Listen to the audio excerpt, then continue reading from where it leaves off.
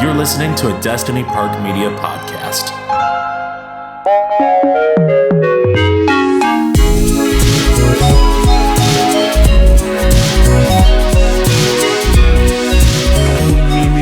Three, two, one.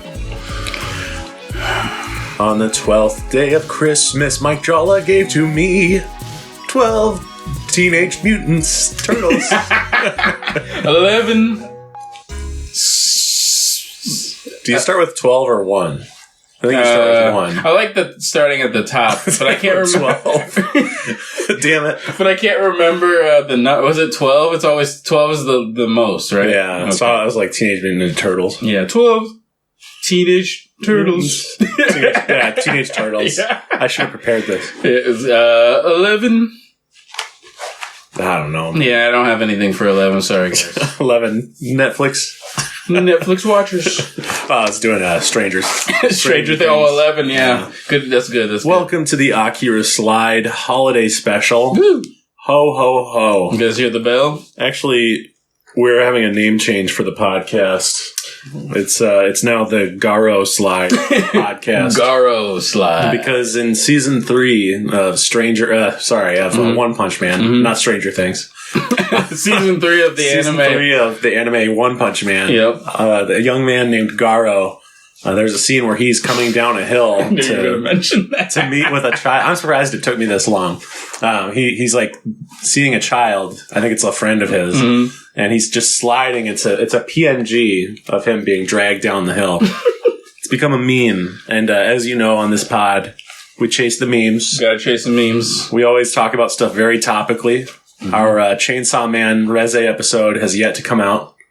That's right. It's out of theaters. That's right. Out of people's minds, and it'll come out after this. That's okay.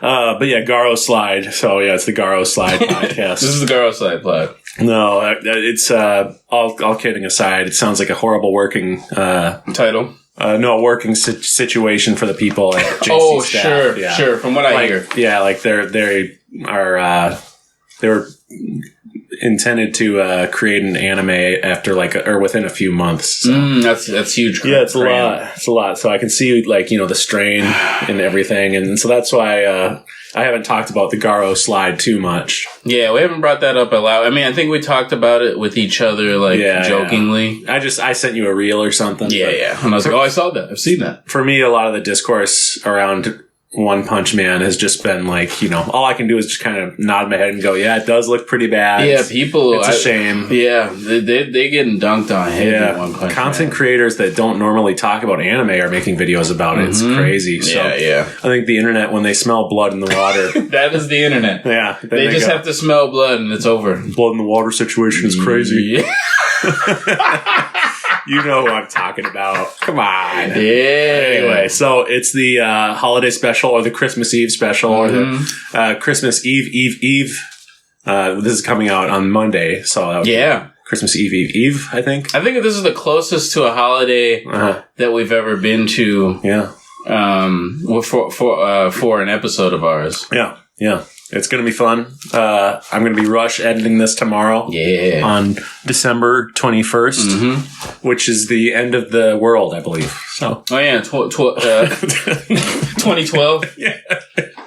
I'm way behind. I think that was a few decades ago. Oh. Well, actually, just one decade and some change. One and some change. Yeah, no, that was the end of the world. And, honestly, it's hard to argue that wasn't the end of the world. I mean, we're all talking spirits at this moment. This is now the Halloween episode. So a lot of the fans were saying you're going to do a holiday special when anime doesn't traditionally have holiday specials. No, and to them I would say, watch me. Yeah, watch us. That's true. You're just the guest this week. Yeah. We have a rotating panel. I've been rotating for the past few months. It's like on cinema where every episode Tim Heidecker says, and our guest for the week is Greg Turkington. He never calls him a co-host. So that's pretty funny. But you are our co-host. I want to be clear. I don't want to hurt your feelings. I'm already hurt. It's painful. Damn it. I'm crying. I don't want to, but I do. Inside. Every episode. No, so there's not usually like holiday episodes or Christmas episodes because I think we're supposed to say Christmas now. Yeah, or we're allowed to now. Yeah, the war on Christmas. There's a ceasefire in the war on Christmas. Yes. Happy holidays. Yeah. Mrs. Ceasefire. That's my favorite Robin Williams movie. Good times. Oops. So anyway, there's actually some. So you and I, we talk about shonen anime. Yeah. You know, the guys punching each other, taking their shirts off. Oh yeah. Nothing wrong with that. Flexing, throwing hands, or farming. That's true. Mm-hmm. And there's actually some key moments in shonen anime history or manga history, if you prefer. Mm-hmm. If you're a reader, if you're an intellectual. Has anyone ever made a meme where it's like the anime watchers and it's like someone looking really uncivilized and then manga readers and it's like someone wearing a monocle? If they have not, you gotta whip that up. We gotta do something with that. A mangacle. Yeah. And that'll be circled around the internet. So there's two famous moments in anime that I know of that take place on Christmas Eve. Okay. One is when Geto launches his assault at the end of the Jujutsu Kaisen 0 film. And it's where Gojo and Geto, they're like best friends, but they have to have this horrible fight. And that takes place on December 24th. And that's actually in Japan. Christmas Eve is like, or at least December 24th is like seen as a day for lovers or for love. Oh, that's interesting. Yeah. I like that. Sort of a like Valentine's Day type of thing. Right. Yeah. I like that. The other famous one, this is where I think, our energy's lagging right now. But I think when I bring this up, you and I are both going to light up. Because it's the date that Son Goku turned Super Saiyan. Is it really? For the first time. No way. Apparently it takes place on December 24th. That's incredible. Yeah. Just another cap in Christmas's crown. He's lit up just like the Christmas tree. All bright and gold. Now, my only thing is, I have a hard time believing that because none of the characters are like saying like, God, and it's Christmas. Like, Merry Christmas, Goku. I feel like, if I were Krillin and I'm being levitated in the air by Frieza. About to explode. I would say, on Christmas? On Christmas Eve? I think most of Namek, that saga takes place on one day, so. Yeah, it's incredible. They were like, we should go to this other planet for the holidays, I guess. Yeah. I mean, like I said, the Christmas isn't that big of a deal in Japan. It's a vacay, really. And in this fictional Japan, because it's not really like Japan, I think in the fictional world of Dragon Ball, it's meaningless. Yeah, because it's not really on Earth. Yeah. I mean, it is, but they say it is. It's dinosaurs. Dinosaurs are no longer extinct in that world, and there's all sorts of like wolf men in classic Dragon Ball, pigs and such, talking pigs, and not just Master Roshi. Oh, come on, my man! Hey, come on, leave me alone, man. Joe Biden, get out of here. Okay. I love a little Roshi. Just a little bit of him goes a long way. Yeah, exactly. And you got to have the girls hit him. Got to. And he has to take his lumps. Yeah, it's not literal lumps. Yeah, he'll have comic relief lumps. On yeah, that's important. Yeah. Then that's when I like Roshi. But I mean, when I really like him is when he's a teacher. Like his advice is genuinely fantastic. Very good. So, anyway, this is the. Now you know you're in anime land after that conversation. Yeah. So now we will not talk about anime for the rest of the episode. Turn it off now. Do you have any anime Christmas references? I really don't. I think I tried to come up with any with some, but none that actually came to mind. So a lot of the stuff that I'm going to be talking about this episode, if I'm lucky on the wheel, of course. Yes, because we're only going to talk about 5. No, I'm just kidding. 5 out of the 15. Out of the 15. So we've created a list of some of our favorite Christmas media. Yes. Moments. And I should say holiday media, just because maybe some of them aren't about Christmas. Good point. Could be a holiday special. Could be a Hanukkah special. Yeah, preferably in the wintertime. Yes. In fact, that's one of the only mandatory. Yes. It has to be during December. Absolutely. Because I'm not going to do a Thanksgiving special. January special. Yeah. One of those January specials. Yeah, there you go. So, there were no rules, really. You could do a movie. Yep. Single. TV, music. Theatricals. Broadway. The Broadway. Yep. Wicked. If you will. Yeah, it's sort of a Wicked Wicked smack. Yeah. But yeah, so we gave ourselves a lot of freedom, and I actually had a hard time narrowing it down to 5. I was originally going to do 5, but I just kept thinking of like really meaningful stuff from my entire life that was a holiday, media piece. Oh yeah, a piece, if you will. Yes, indeed. And so I got it to 10.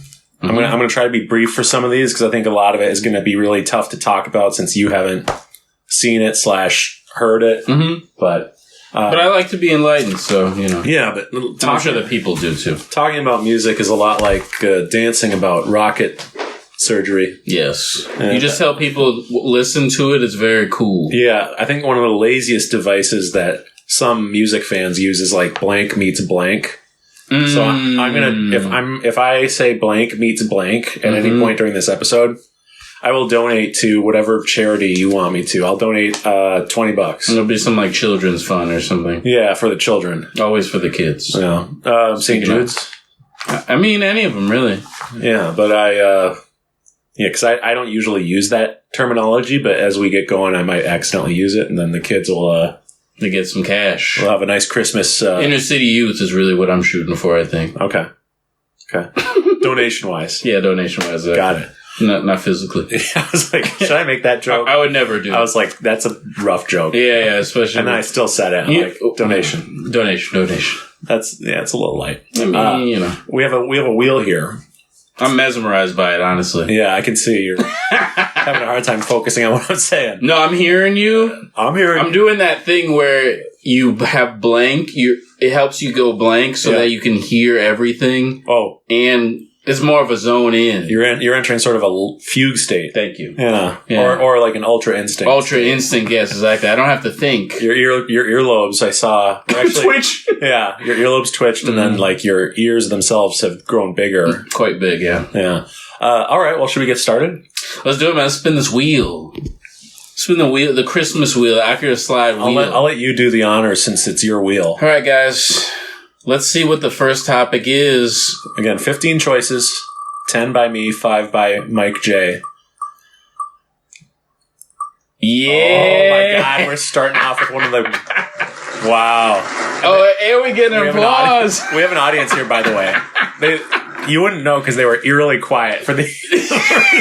We told them to hush. We said, don't cheer or laugh unless you really like the jokes or really think what we said is great. Oh, and man. They were dead quiet. Amazing. Amazing where we've landed. I know. Oh, that almost makes me want to go for another spin. We could. No. We'll start out with the GOAT. Yes, this is the GOAT. This is the originator. Truthfully, really. Yeah. From an animated perspective, I think. Yeah. If I'm not mistaken. We got Peanuts Christmas album and movie. Mm-hmm. And this is your pick. Yes, this is one of my picks. Giant Peanuts fan since I've been a kid. This is something that really resonated with me growing up. Seeing the Christmas special, I believe, on Nickelodeon or network TV, maybe even CBS. CBS. Yeah, specifically CBS when we had those type of channels on. Again, with me and the Peanuts, I've always really enjoyed the way the show is paced, the way that the kids sounded, the way they spoke was always like really interesting to me. It was very different than any like other like Saturday morning cartoon or 90s cartoon that was out there. So it struck me, but in a good way. And then obviously the jazz score in this Christmas movie was a peak for me. And I think a lot of my shows, and I have this relationship with jazz where anytime I hear it, I'm like, I love whatever it is. So Peanuts has a lot of jazz in there. This came out in 1965. Yep. This is a 1965 classic. CBS, I guess, aired it. The backstory behind it is that CBS ordered this from Charles Schultz, and then when they saw it before it aired, they thought it was going to be like the worst thing ever, and they were skeptical about airing it, not wanting to put it out. It's too dry. There's no laugh track. This, that, and the third. All these complaints about the about the movie itself. It had a jazz score, and they were like, "This is not Christmas music, and we need more upbeat." And Charles Schultz kind of pushed against all of it. He kind of just heard the notes and wanted to do it his way. And I'm actually surprised they kind of let him get away with that type of control, especially back then, like when companies were very gigantic, like, and it could, I feel like, could just kind of push you into whatever corner they wanted to, like, oh no, we're going to do it this way, or nothing at all. But maybe Charles Schultz was big enough at the time where he kind of could call more shots than, you know, your general. Well, to be fair, there was like a middleman between Charles Schultz and CBS. Mm-hmm. Like there was a team working on this who got decrees from Charles Schultz. Yes. He was not the main visionary behind the special. Right. But they ordered the special. Yeah. Mm-hmm. And he gave notes like they need to reference Jesus. They need to reference religion. Yep. They need to sound like real kids. Yep. So they had all authentic kid actors in the movie, and I believe just even in the show, in the Peanuts show in general. But yeah, it's just incredible, like what they were able to pull off. And when you say authentic kid actors, that's almost a misnomer because it is. They weren't like trained actors. These were just regular kids from schools, and I don't know how you decided. Like, they're probably listening to kids talk and like, this kid sounds cool, let's get him. Or maybe people who worked on the project. Ooh, sorry. No, you're good. People who worked on the project, you know, maybe have like a friend of a friend who they could be like, hey, your kid is kind of quirky. Yeah, it was pretty. I don't think they were hanging out at schools. Schools, yeah. No, this was the time. This is the days of auditions and we're gonna find our next star. That type of energy. Yeah. But yeah, no, so I love the movie. I don't really need to go into the basics of like what the movie was about, but you know, it's Charlie Brown's doing like a Christmas special in the movie. Yeah. And you know, Linus is there to help, and Charlie Brown's trying to like be basically he's like the director. Yeah. And he wants to like make this kind of religious, you know, about Christmas. What is Christmas all about? That type of energy. Yeah. And he has a lot of missteps, and you know, kids are goofing off like while they're trying to do this production, and you know, Sally's in there giving him notes, and Lucy's in there giving him notes, and eventually get around to it. The big piece about the movie that people will remember who have seen it is Charlie Brown grabbing the tiniest Christmas tree in the I guess what do you want to call it, like a lot, like a Christmas tree lot, kind of the last one left. Mm-hmm. He's like, this little one needs a home, like very caring, like a kid would. And it's a Christmas tree that's probably, it's not even bigger than Charlie Brown. I think it's like up to his like hip or something like that. Well, can I tell you, I think that every year I hear one person reference that it looks like the tree from Charlie Brown mm-hmm. Christmas special. No, I mean, this would have been on my list, except that I haven't seen it in more than like 15 years. Yeah. So I only have like warm memories of it. Mm-hmm. I know it's great. Yeah. But I couldn't talk ad nauseum about it, but it's fantastic. Also, something they referenced in the movie as well is all the dances. Yeah. During the kind of like the party scene while they're trying to, you know, go over the lines and stuff. You know, Snoopy's playing music and Schroeder's playing piano music, and all the kids have like signature dances. We've all seen the memes of like Snoopy's signature dance. So he's got the guitar and the kids doing all these like, you know, I don't know, 60s dances or whatever the case. That's a very known image that I think people have of this movie as well. Yeah. On the music side of things, the album has a lot of traditional Christmas music performed by the kids. So the kids are actually singing like all the songs. Yeah, the Christmas Time is here song is just incredible. Yeah, Christmas Time is here. Oddly haunting and sad. Yeah, no, there's some energy in the Christmas album that's very like melancholy. That's what makes it 5 stars though. Mm-hmm. Because that is what Christmas is about. The joy and the pain, especially for those of us who have lost loved ones. You know? Absolutely. Like, this is a season where even if you didn't lose a loved one during the holidays, it's like you always want to have someone, you know, you love near you during Christmas, right? Yeah, absolutely. I mean, my little drum which is basically a play of like the Drummer Boy. Yeah. Was fantastic. Shout out to the song Skating. That one's like a more upbeat song, but it also plays in the movie, actually, like right at the beginning, I'm pretty sure, of the movie. Sure. Where they're skating on the ice rink. Love that song. And then, there's a few other like really classic songs on the album as well that I really enjoy. And so, yeah, I mean, this one's a really big one for me. Love the Peanuts.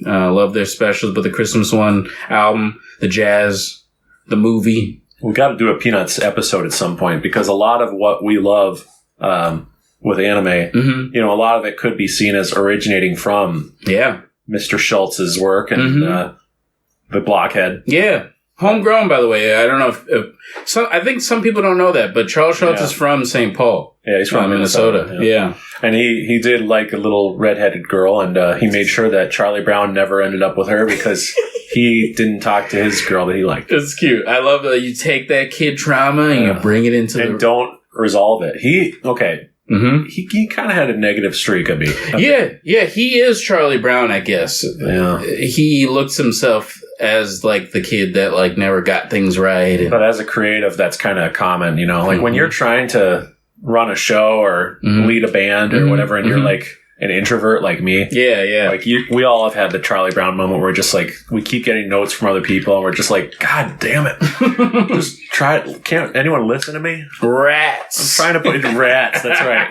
He's getting two girls talking his ear off about what's going wrong, and he goes, rats. Yeah. And I think they're blaming him. Yeah. That's always blaming Charlie Brown. Yeah, you always blame the blockhead kid. But also you always blame the director or the, That's true. The Glee Club, organizer. I don't know what you'd call it. Absolutely. Director. Yeah, indeed. All right. Well, I think that's enough time. Let's spin the wheel again. We're going to hit that wheel again. I'm hoping it's another Mike Jallah pick, because that's our pattern. Mike Jallah gets the first, the first roll. The first few rolls. Let's hit it. Woo! There we go. And we got. Oh boy. Muppets Family. ... Christmas.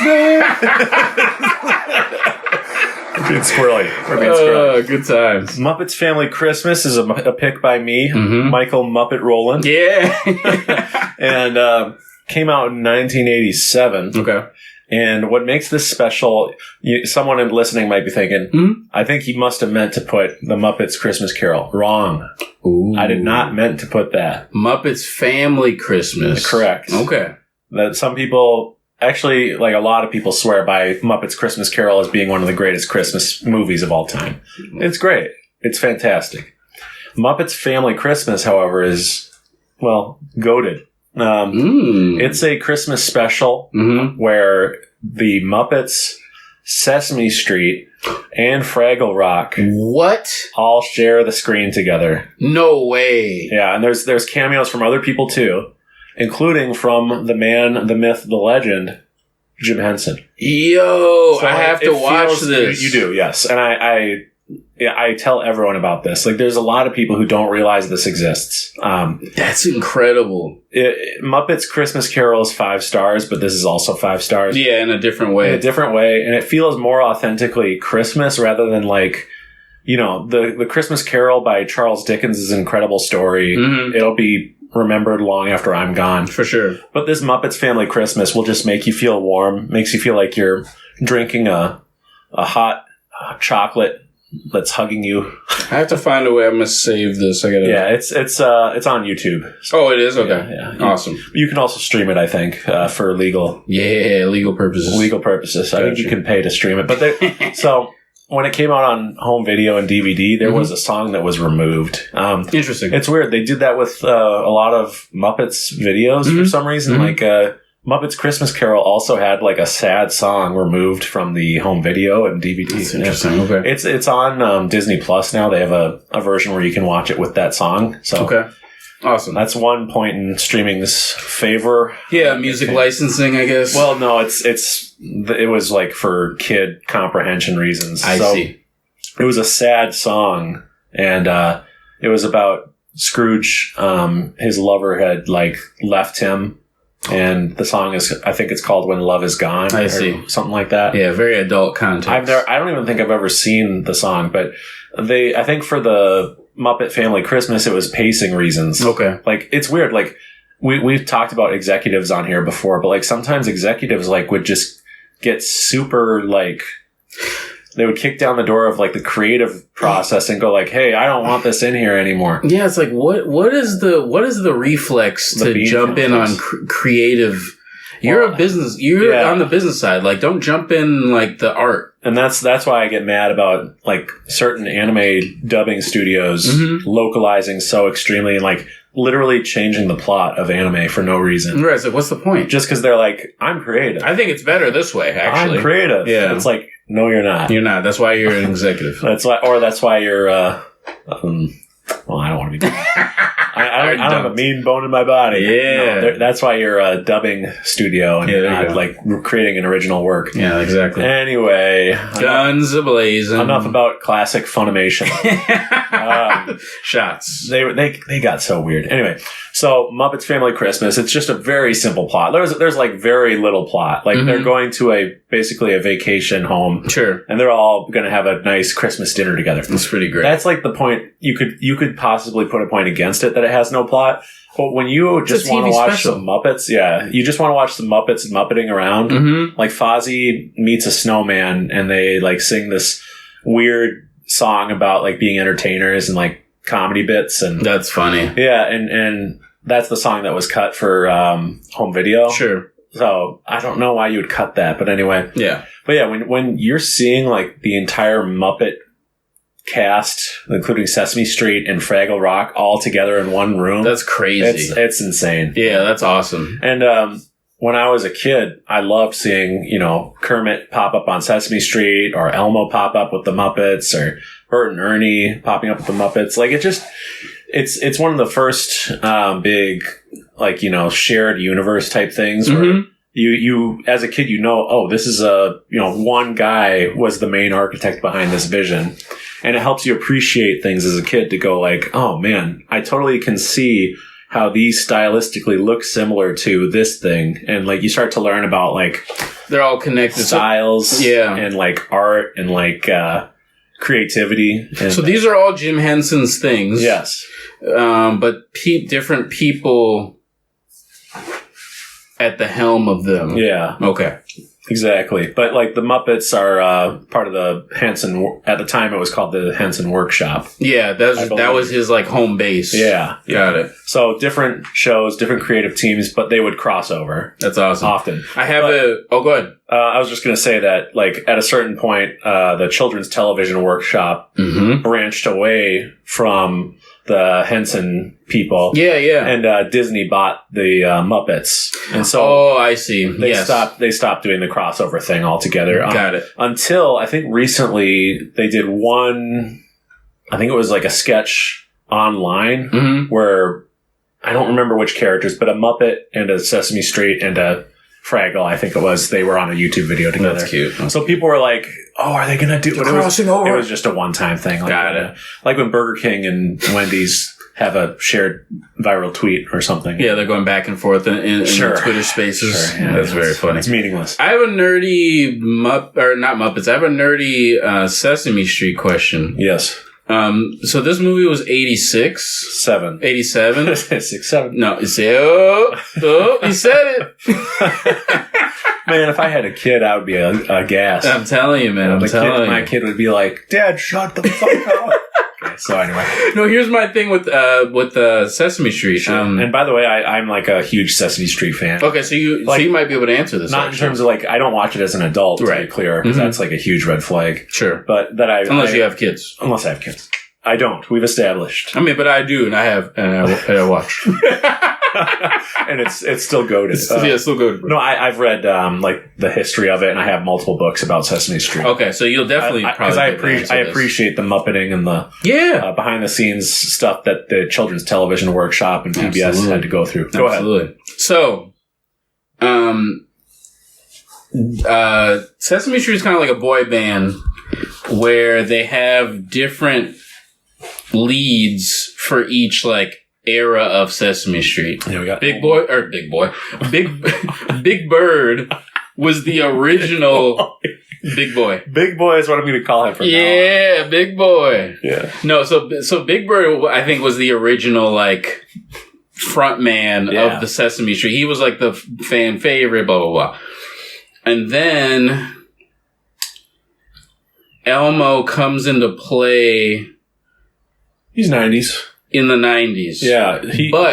He was created I looked it up. I think he came first online in 1980. Yep, in the 80s, yep. So I was wondering, is Elmo in the movie TV special or is he not in it? No, this is a good question. Yeah. He was not prevalent. I don't remember if he's in it. Yeah, I don't think he was big enough back then. Even though he's been a few years in. I'll tell you, he may have like a background scene. Oh, I should. Yeah, I'm going to watch this. Yeah, you should. Because it's great. Yeah. But like, so he's in the movie Follow That Bird, but like, it's not Elmo yet. Because here's the thing. The design for Elmo existed before the character did. Sure. So he's appeared in a bunch of stuff before even having a Kevin Clash vocal performance. Got it. Okay. And I think sometimes there was like a voice that does not suit him at all. That Kevin was Clash. Is he black? Yeah. Okay, that's what I thought. Yeah. Yeah. Kevin Clash. Yeah. Anyway. Oh yeah, you popped it up, of course, because you can hear me. No, yeah. So I love this Christmas special. I remember reading about it and going, God, how can something so great exist? And now it's very easy to access if you want to watch it. Yeah. So yeah. Please do. I remember a girl I really liked. Loved Muppets, and she loved watching the Muppets Christmas Carol every year, but did not know this existed. And I didn't either. I got to, blow the mind. Yeah, because it's just fun, man. I love a good crossover. Oh yeah, absolutely. Now the wheel seemed to move to another slot without spinning, so we're just getting. Well, should we ignore what that? it did was I removed after each one. I remove it. Okay. Yeah, from the wheel, so we don't get. Oh, okay, good. So it's not. This doesn't count. Yeah. So this is not one. Okay. So good. The spinning happens. The audience was going to be mad. Like, what the? I saw what you did. There was a guy who said that wasn't a spin. I hate that guy. Yeah. Yes, baby. Rugrats. Rugrats. Oh shit! It's By the way, I just said Rugbats. That's almost as bad as Big Boy. That was Big Boy. Dude, I can just imagine you and me were like watching TV and I'm channel surfing and I get to PBS and you go, oh, that's Big Boy. There's Big Boy right there. And I go, it's a Big Bird. Big Bird. I've read all the books. Yeah. So. It's actually Big Bird. All right, I'll keep this brief. We pump faked. It is Elf. It is Elf. And this film came out in 2003. Directed by Jon Favreau, Swinger himself. Stupid. Gotta love Favreau. And the writer, I've never looked this up until today, because this is one of those movies where I don't think of it as like a movie. Where I'm like, I gotta look who wrote this. I gotta look who directed it. Sure. Today's the first time I did that. And the writer is named John Barenbaum. So it stars Will Ferrell, and I'll never forget seeing this in theaters. And I was just not prepared for what an experience this film is. I'm sure everyone knows what it's about, but it's about a young man. Well, he's not young. Very young man. He's like in his 30s. But he was in an orphanage, and it exists in a world where Santa's real. So he's in an orphanage. He's a baby, and he accidentally winds up in Santa's toy bag. I didn't want to say sack. Ends up That'd in be a a different sack. movie. Yeah. He's like, I've never been born. Sorry, terrible. His toy bag. Yeah, there you go. Good time. Toy bag. So he accidentally is brought back to the North Pole, and they raise him as an elf. And he starts out as a kid, but he becomes much taller as he goes through teenagedom and puberty, and he eventually realizes, because he hears people talking in the bathroom, that he's not an elf, and he freaks out, and finally he talks to his dad, his adoptive elf dad, and he finds out his father, he lives in New York City. So he goes on this journey to New York City. But his dad's on the naughty list. And so His dad's on the naughty list. So not only does he want to meet his dad, he wants to help him get off of that list. Off the naughty list. Yeah. But the interesting thing about this film is that it's like really wholesome and sweet. Yeah. But it's got an edge to it at points because it's the early aughts. Yep. There's some stuff in here that is it wouldn't fly today, of course, but yeah, like a lot of the early aughts and 90s stuff. But I love the film. I gotta rewatch this actually. I've watched it not every Christmas, but almost every Christmas. Yeah. I rarely see this movie. This is so funny. For me, it does not get funnier than when Buddy the Elf goes to a department store for the first time. Which, by the way, watching this and seeing how thriving the retail is in the movie is just crazy. But yeah, that's every NPC makes that observation. But I mean, it's fair though. Of an age group, sure. Yeah.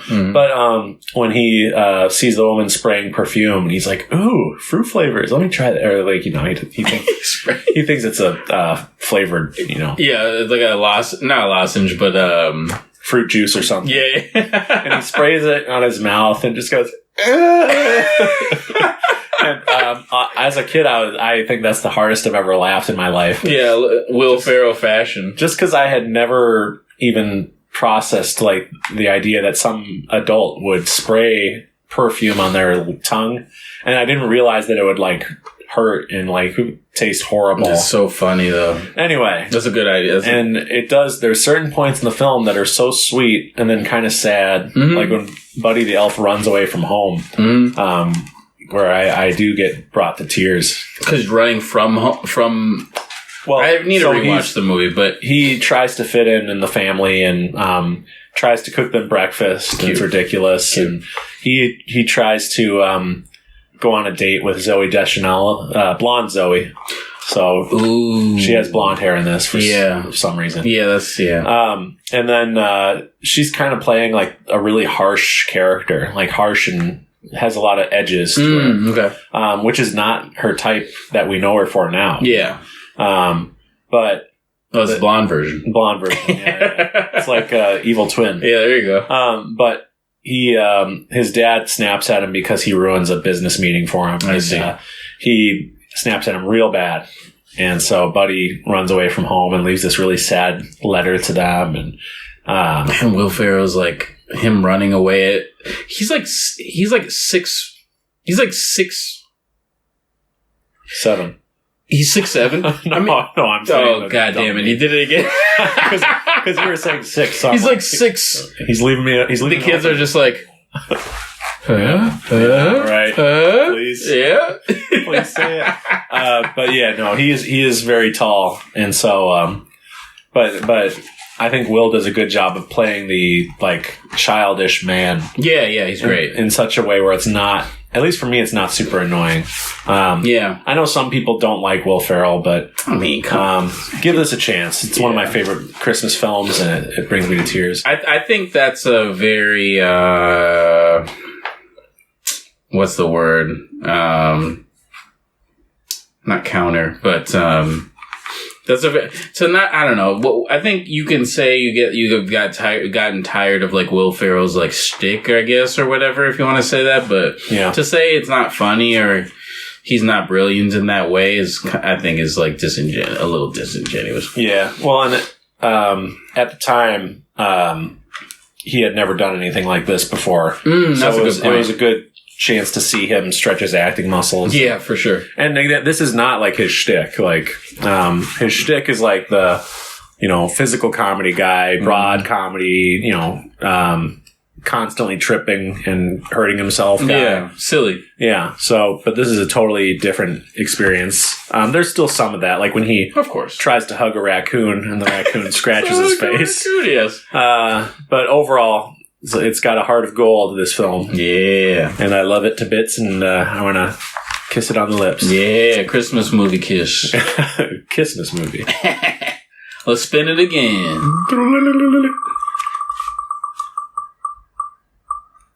Me again. Oh, shit. I'll keep this quick. That's what Thank you. wants to hear. Thank you all. Appreciate it. One guy has an air horn. Always Sunny Christmas Singalong. Mm-hmm. So This is something that I watched a ton. This came out in 2009, and it was a bonus feature on the Always Sunny Christmas Special DVD. I see. So, back in the day, back in the aughts, when Jallah and I were coming up, you would get physical media that was released. And not only would it come with like an audio commentary sometimes or deleted scenes, but there would occasionally be just these features that were just made for the DVD for no reason other than to just make some extra content. And on the Always Sunny Christmas Special DVD, buried in there was something called Always Sunny Singalong. And it's like this 4-minute thing where the cast of It's Always Sunny in Philadelphia, that includes Glenn Howerton, Charlie Day,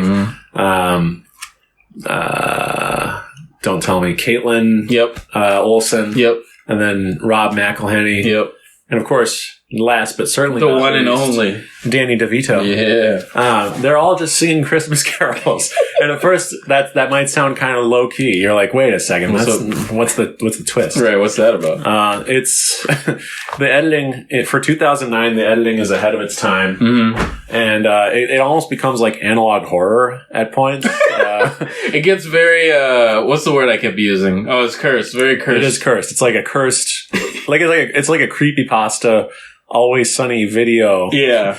Found footage. Yeah, there you go. Some found footage or like some, So they're just singing, like, I think they're royalty free Christmas hymns. Type things.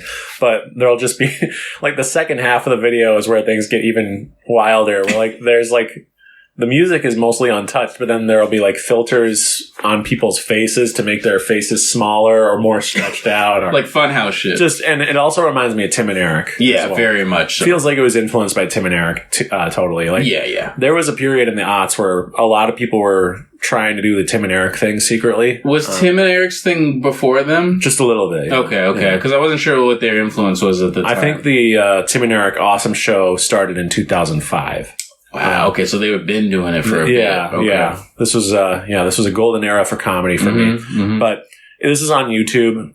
You could also get it on DVD or Blu-ray. But I think the Blu-ray is really hard to find for. Like, I remember paying way too much money for the Always Sunny Christmas Special Blu-ray. Got it. Because they released it on season 5 of the show as like a 2-part like episode. Sure. And I hate that because it was like 2 seasons ago is when it actually came out. And they're like, they used it to, quote, fill up season 6. Padding it. And that's my least favorite season of the show. So I have an extra bone to pick with that. But it's the Always Sunny Christmas Special. It almost made my list. But the sing-along did, though. Sing-along did. Yeah, I think it's just brilliant. It's so funny. Every time I watch it, I laugh out loud. It's ridiculous. And it's my favorite things, not anyone else's, so. That's true. It's definitely you. I don't have to defend it. No. But. Beautiful stuff, though. The Christmas special is really good, too, but it's got a bit of a dark edge to it, and very,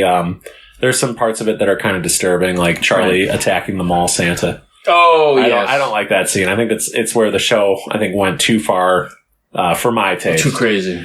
It's just, like, scary. Like, it genuinely scares me that Charlie is biting this man. I don't even remember. Yeah, I think I blocked out some of Good. That. It's been blocked. I don't know. Maybe I'm too weak, but you're a soft boy. Yeah.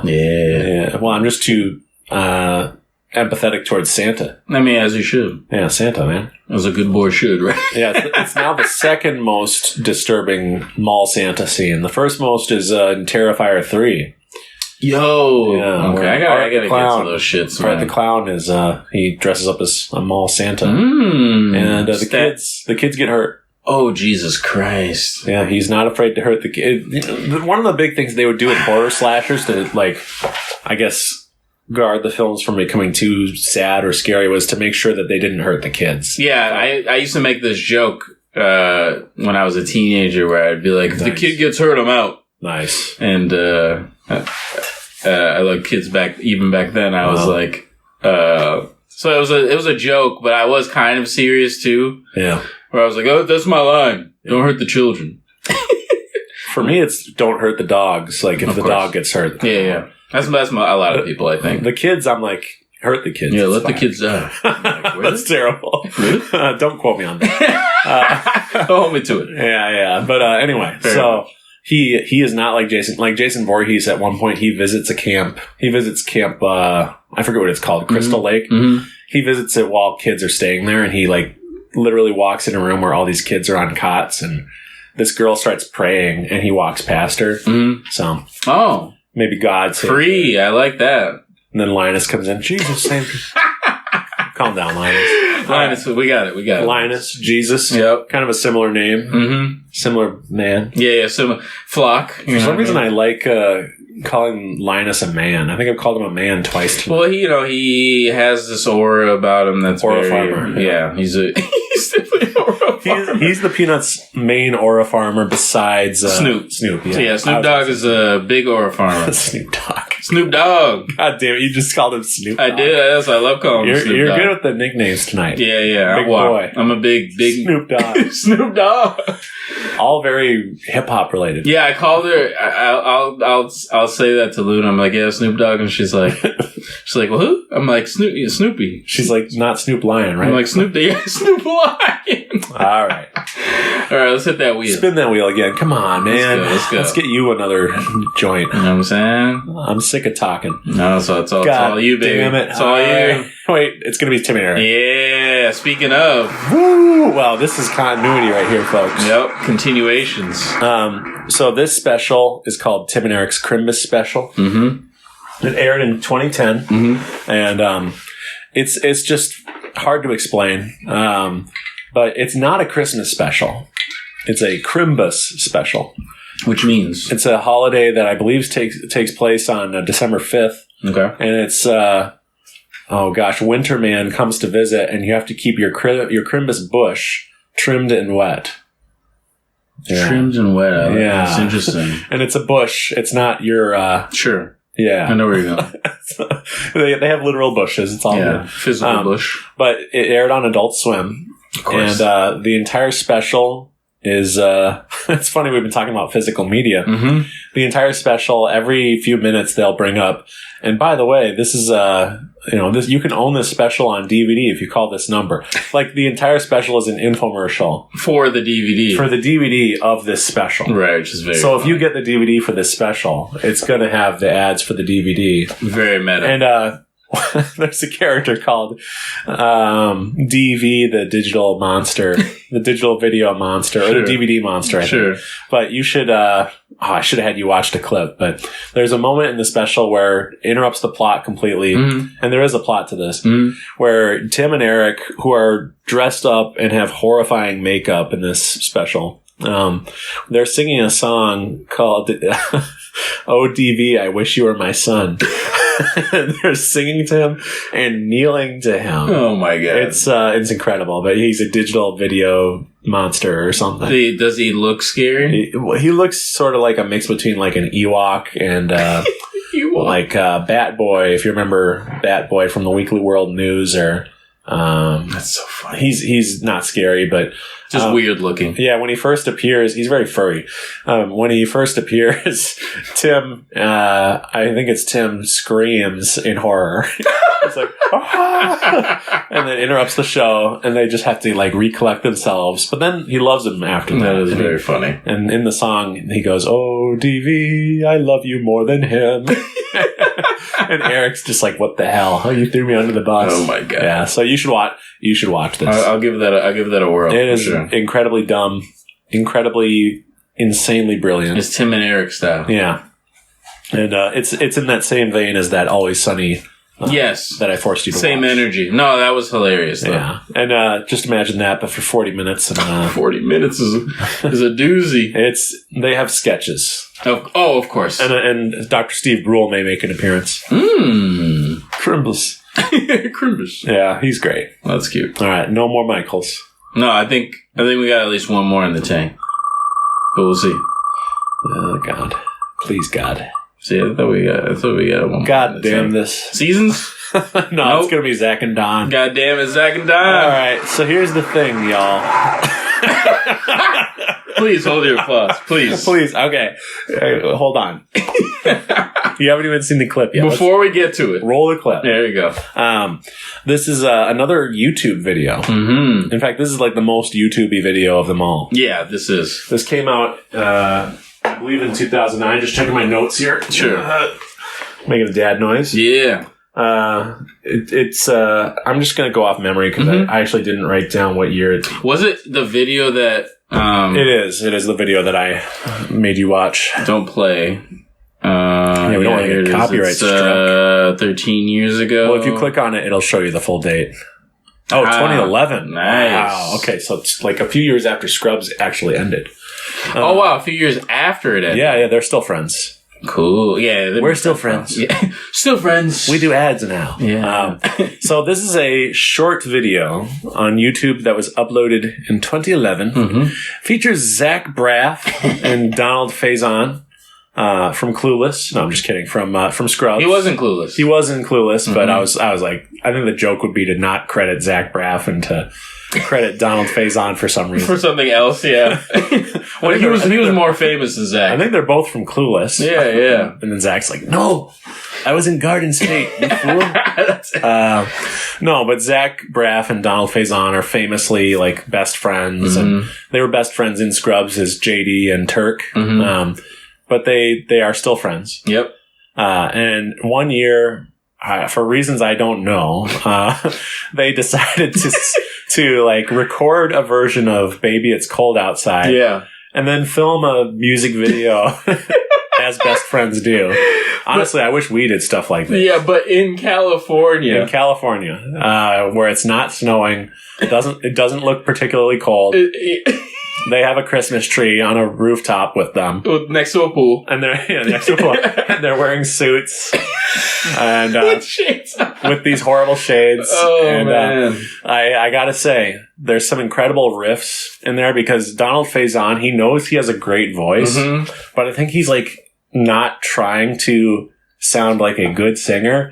And yet occasionally he's like pulling these runs. That he knows what he's doing. Yeah, but he also... I don't think he's like trained as a singer. No, he's like one of the naturals. He's going a little too far for his actual range, in my opinion, in a lot of this. Yeah, it's fun though. It's fun. But it's not a criticism. It's like that adds to the comedy. Right. This guy is like belting and like just going all over the place. And then Zach Braff is it's very an R&B take. Yeah. And then Zach is like very muted and like soft but also weak. Like he's not a good singer and he knows it. So he's doing this like fake dulcet tone. Like, What's the era? It's like a 50s, 60s era I really tone. Can't stay. Even that was too good. But that was very funny. Very timid and but Zach actually has one of my favorite riffs. And I like when you're listening to a song with a buddy and you're like, oh, this part coming up is great. Right. I got so excited for it that I preemptively said it before the part. You did. Too early and I got Jallah all confused. I was like, wait a minute, what? And I was confused. And, but then once we got to it, it was just sweet victory. Yeah, it's classic. And the riff is, so I've listened to many versions of Baby It's Cold Outside because it's a good song. Nothing wrong with it. Zero wrong with it. Zero wrong with it. Non-problematic. It doesn't say anything about, what's in this drink. No. And by the way, that line has been sort of lost to time in terms of its original meaning. Sure. Like, she's not saying like, did you drug this drink? Original. She's like saying, wow, these drinks are starting to get to me. Right. Like, exactly. And like when it's like the 50s and 60s, you're like, what's in this drink? Oh my God. Yeah, you got to read. I'm feeling lightheaded. No, but she's. I understand why people equate that to like antiquated views on like the man and female relationship. Yeah, and pressuring, courting. But in that song, I believe the original intent is that they are both on board with it. Of course. And they're both this is like a playful back and forth. Yeah, and it's like a fun thing. Yeah. But Zach Braff and Donald Faison are just two, best friends. Two dudes hanging out. Singing with suits on about this song, and I've never heard anyone do this riff where it looks like it's like 70 degrees outside. But Zach Braff goes, "The answer is no." I don't know why. Maybe it's like a musician thing because you're a music guy too. Yeah. But that riff is, for some reason, it's comedic to me. It's the inflection. It's all about the inflection. And the fact that like when you're expecting a note to go somewhere and then it just goes in this weird deviation, but ends up not being that different. Yeah, it's like just similar enough to be like, recognizable. But then it's good improv. It's like, you're right. It's like improv. It's a vocal improv. I don't know why it cracks me up. Yeah. But that's the nerdiness of it. And I feel like you can tell that they like recorded the music on like Garage Band or something. I think so. With like a stock version of the song, like like a one you didn't have to pay for. For sure. Oh, it's a great song. I think you guys should definitely check it out because Zach and Donald version is the best. Yeah, it is for laughs, but it also actually does sound very good. Yeah. I actually really enjoyed the juxtaposition between like an R&B take versus a traditional, like Sinatra-ish take of it. Yeah. And them combining those two styles for this song was actually very unique and smart. And the video adds to it just because of the elements we described. Sure. It's not cold. That's probably the funniest part. And they don't do that much changing of the source material. No. It's already naturally funny to just be doing this. Yeah. But they do just enough where you go, this is transformative, and you need to watch the video in order to enjoy it. It's very funny. To its fullest. But it's very good. And I it's just a reminder that those two do have really great comic chemistry when they're on. So it's one of my favorite things. I don't watch it every year, but I do watch it most Christmases. And, for sure. It's on my faves list, brother. What can I say? And I said while we were watching it, we got to do stuff like this. Yeah, we definitely do. But that was genius, though. I don't know. Thinking of to do something like that is really... Well, they didn't do it afterward. And they didn't do it before. It was just this random moment of inspiration. We should do this thing where we're just outside in fucking suits. It's such a waste of... because this was before, I think it was before YouTube was a moneymaker. It was before, really people catching the... There's a lot of early stuff that, was before, This is why I love early YouTube, because people would make stuff through genuine inspiration that they weren't thinking of, AdSense. They weren't sure where to put it. Just throw it on this platform. A video like this probably wouldn't exist today because they would make a TikTok. And they would they would be just kind of singing over the top of the radio or something. Yeah. And they would be in regular clothes. Yeah. It wouldn't be production. No, but when you're doing a YouTube video in the aughts, you'd be well, we got to still make it look. Yeah, do it up a little bit. This is overgeneralization, but of course. I mean, I'm speaking of people with means and people who are already famous. When they would do YouTube content, they'd at least try, but not homegrown new guys. Yeah. Anyway, so that's. Check it out. We'll put the links in the bio. Links in the description, excuse me. Indeed, we will. Links in the biome. Hit that wheel. We want Jallah. We want Jallah. No! More rolling. God damn it. Oh my gosh. Be careful what you wish for. This is sort of be careful. And you know what? The Krampus film, or Krampus as I call it. The Krampus film. The Krampus film. It's by Michael Dougherty. No, not me. I said Michael Dougherty. Michael D. And it's from 2015. And it's also written by the man as well. It is actually a be careful what you wish for film. Ooh. In that it takes place on Christmas, and it's about a kid who... his family is having a big get-together with cousins and his aunt and uncle, who there's some friction there. It's sort of a Home Alone-esque situation where there's extended family and you don't always get along with your extended family. I get along great with the extended Jallah family, of course. But some people don't have that luxury. But the Krampus, I never know how to pronounce it, but I always...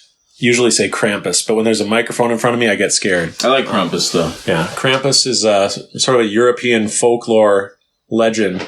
And he's when you're naughty and Krampus visits you, he's going to punish you, He's a dangerous guy. Yeah, look at the image up. It's kind of a scary guy. Yeah. He's a scary guy. Not the best image, but and definitely something you wouldn't want to tango with, if you would. Nice. Yeah. I wouldn't literally want to tango with him either, to be honest. Yeah, fingers pretty long. Kind of a scary dude. Yeah. But so, I won't spoil the whole plot, but basically, in a moment of like, I think his cousins read a letter of his and make fun of it. He like basically gets so angry that he like destroys the letter, and symbolically that seems to unleash Krampus on him and his family. What's the letter of? Oh, it's a letter to Santa. He destroys this letter to Santa In a moment of anger. Sure. Yeah, and throws it out the window. And then Krampus comes. I think him losing faith in Santa and losing faith in Christmas itself and not liking his family. Brings the devil on. Yeah, it opens his heart to the devil. I see that. Dangerous. But this film does have one of the most positive portrayals of English bulldogs.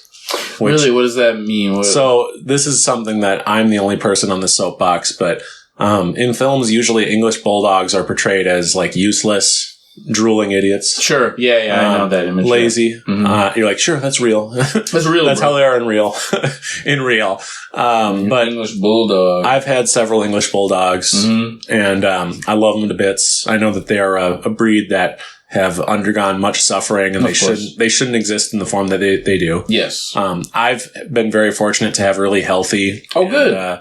Well-mannered and awesome bulldogs. So I love that. I mean, they're great. They're great dogs. Generally. Yeah, and they have amazing personalities. Like I have a dog right now, Chloe, who is a Amstaff boxer mix, and her personality is totally different than any of the bulldogs I've had. And sure. I've never met other dogs that acted like these dogs I had. Anyway, my point is that they're special. And I've never seen them portrayed on film the way I've experienced them. Sure. Except for in this movie. Because the English bulldog in this film, he is like useful in the plot.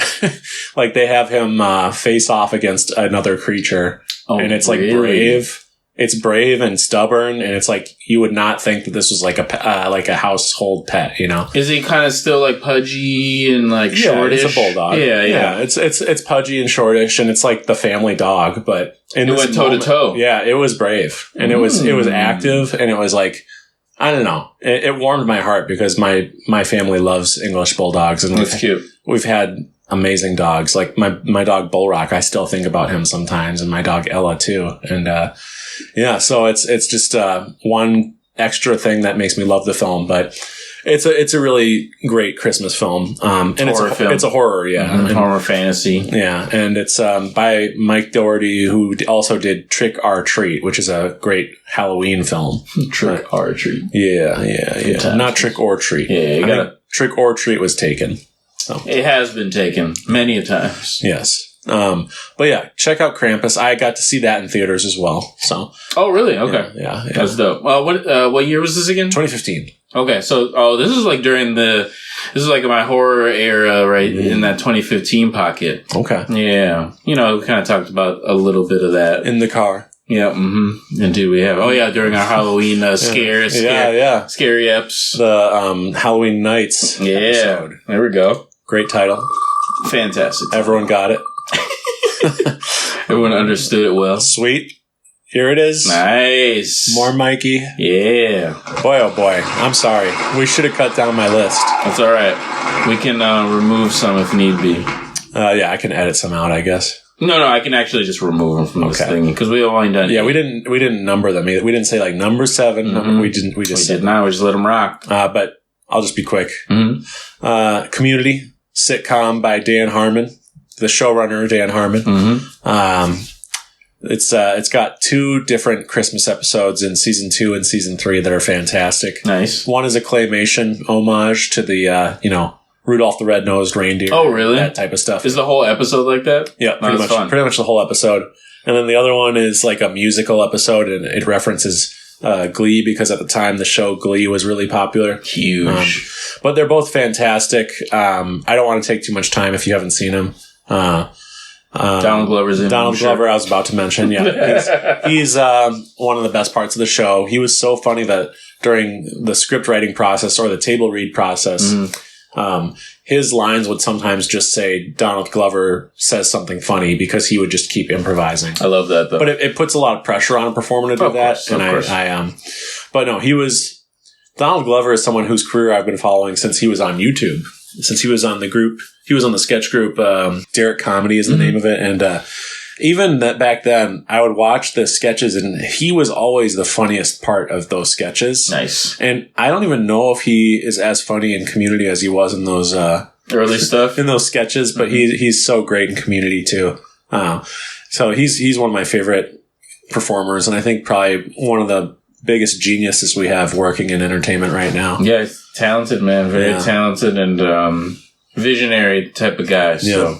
And these Community Christmas episodes are like, I couldn't choose between them, so I just chose both. I did that for one other show.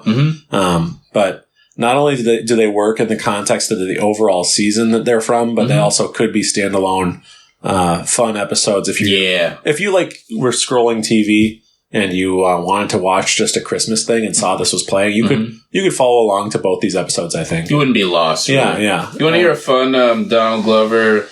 Yes. I don't know. Fun fact that I did not know about. Sure. The reason we have Miles Morales as a character in comics is because of him. That's right. And I did not know that. I did. I was like, I thought he was created like a while ago or something and just like wasn't that prominent of a character until later. Feels natural, right? Yeah. I was like, I'm sure they came up with him, back during Spider-Man time. They just made a kid or whatever.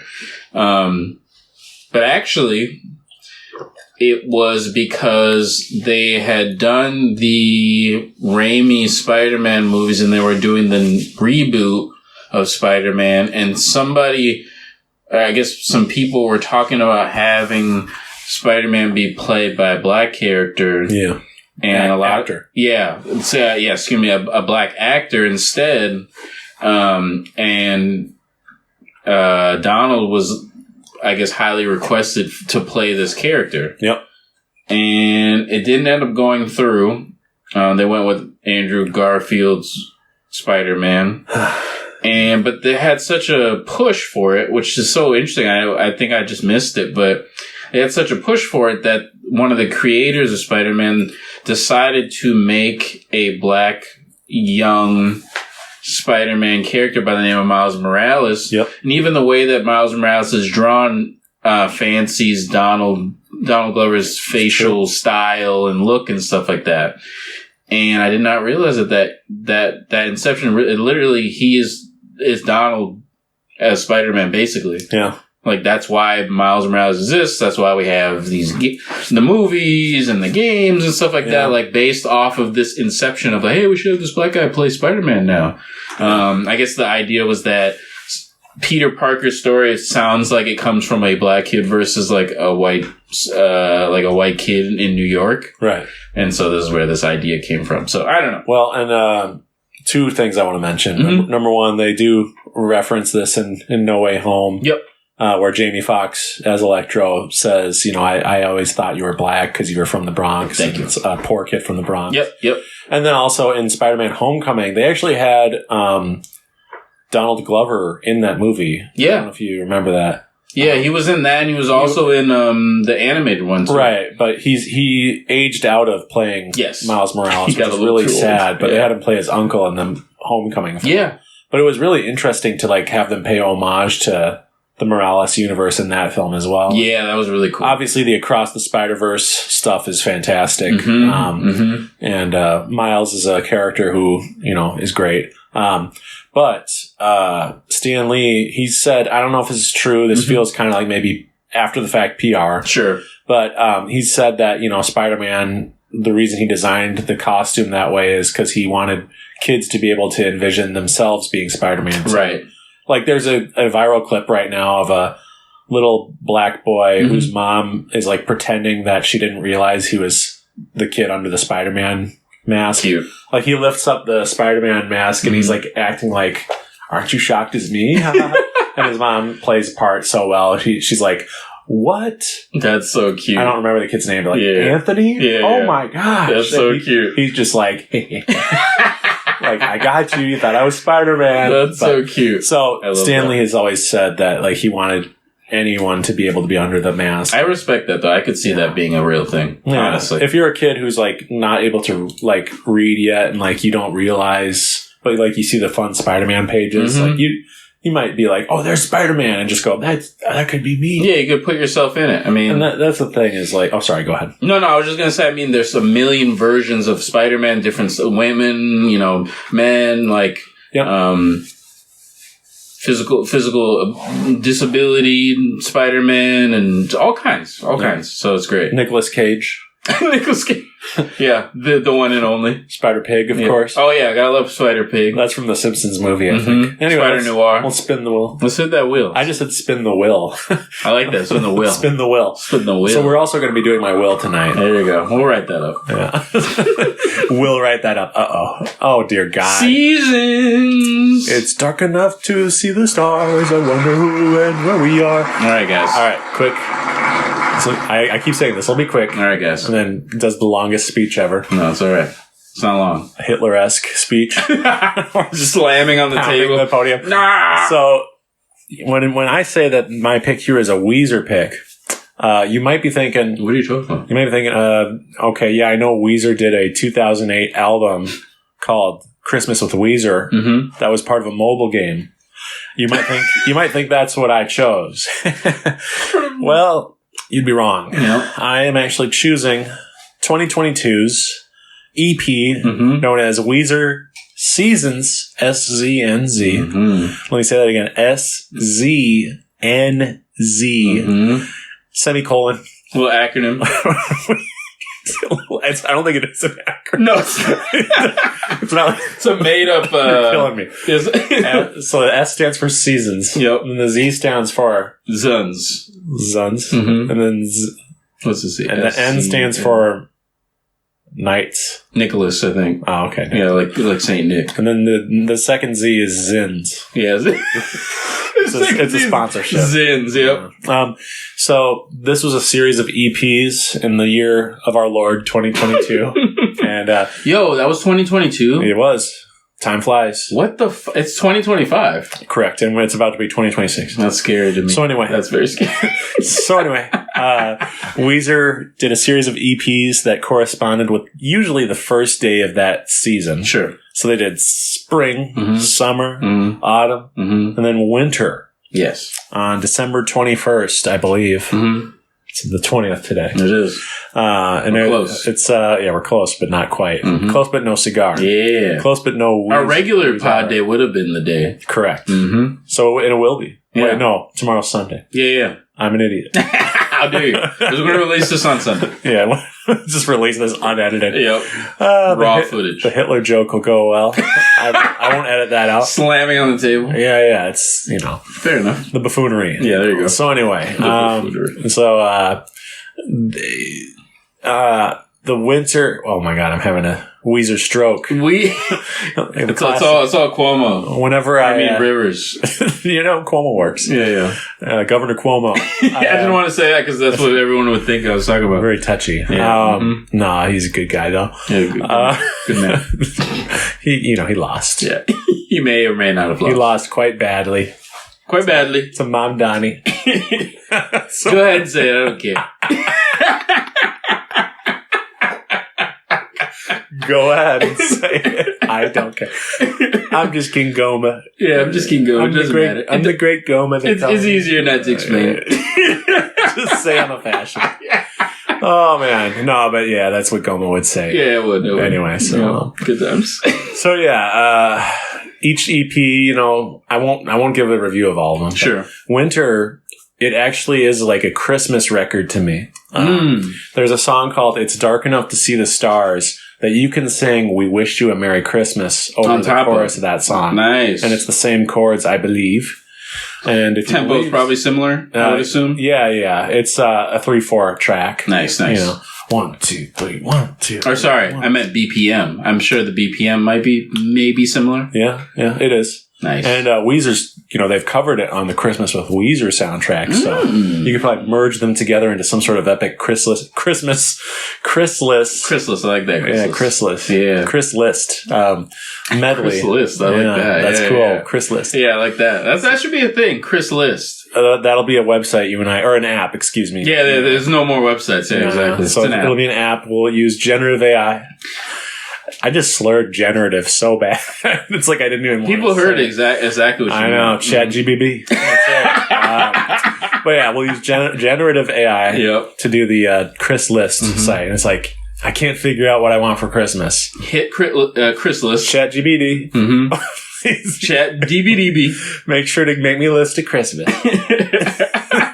Because this is how bad critical thinking is for people who use Chat GBT every day. What should I buy? What should I buy? I want to be a consumer.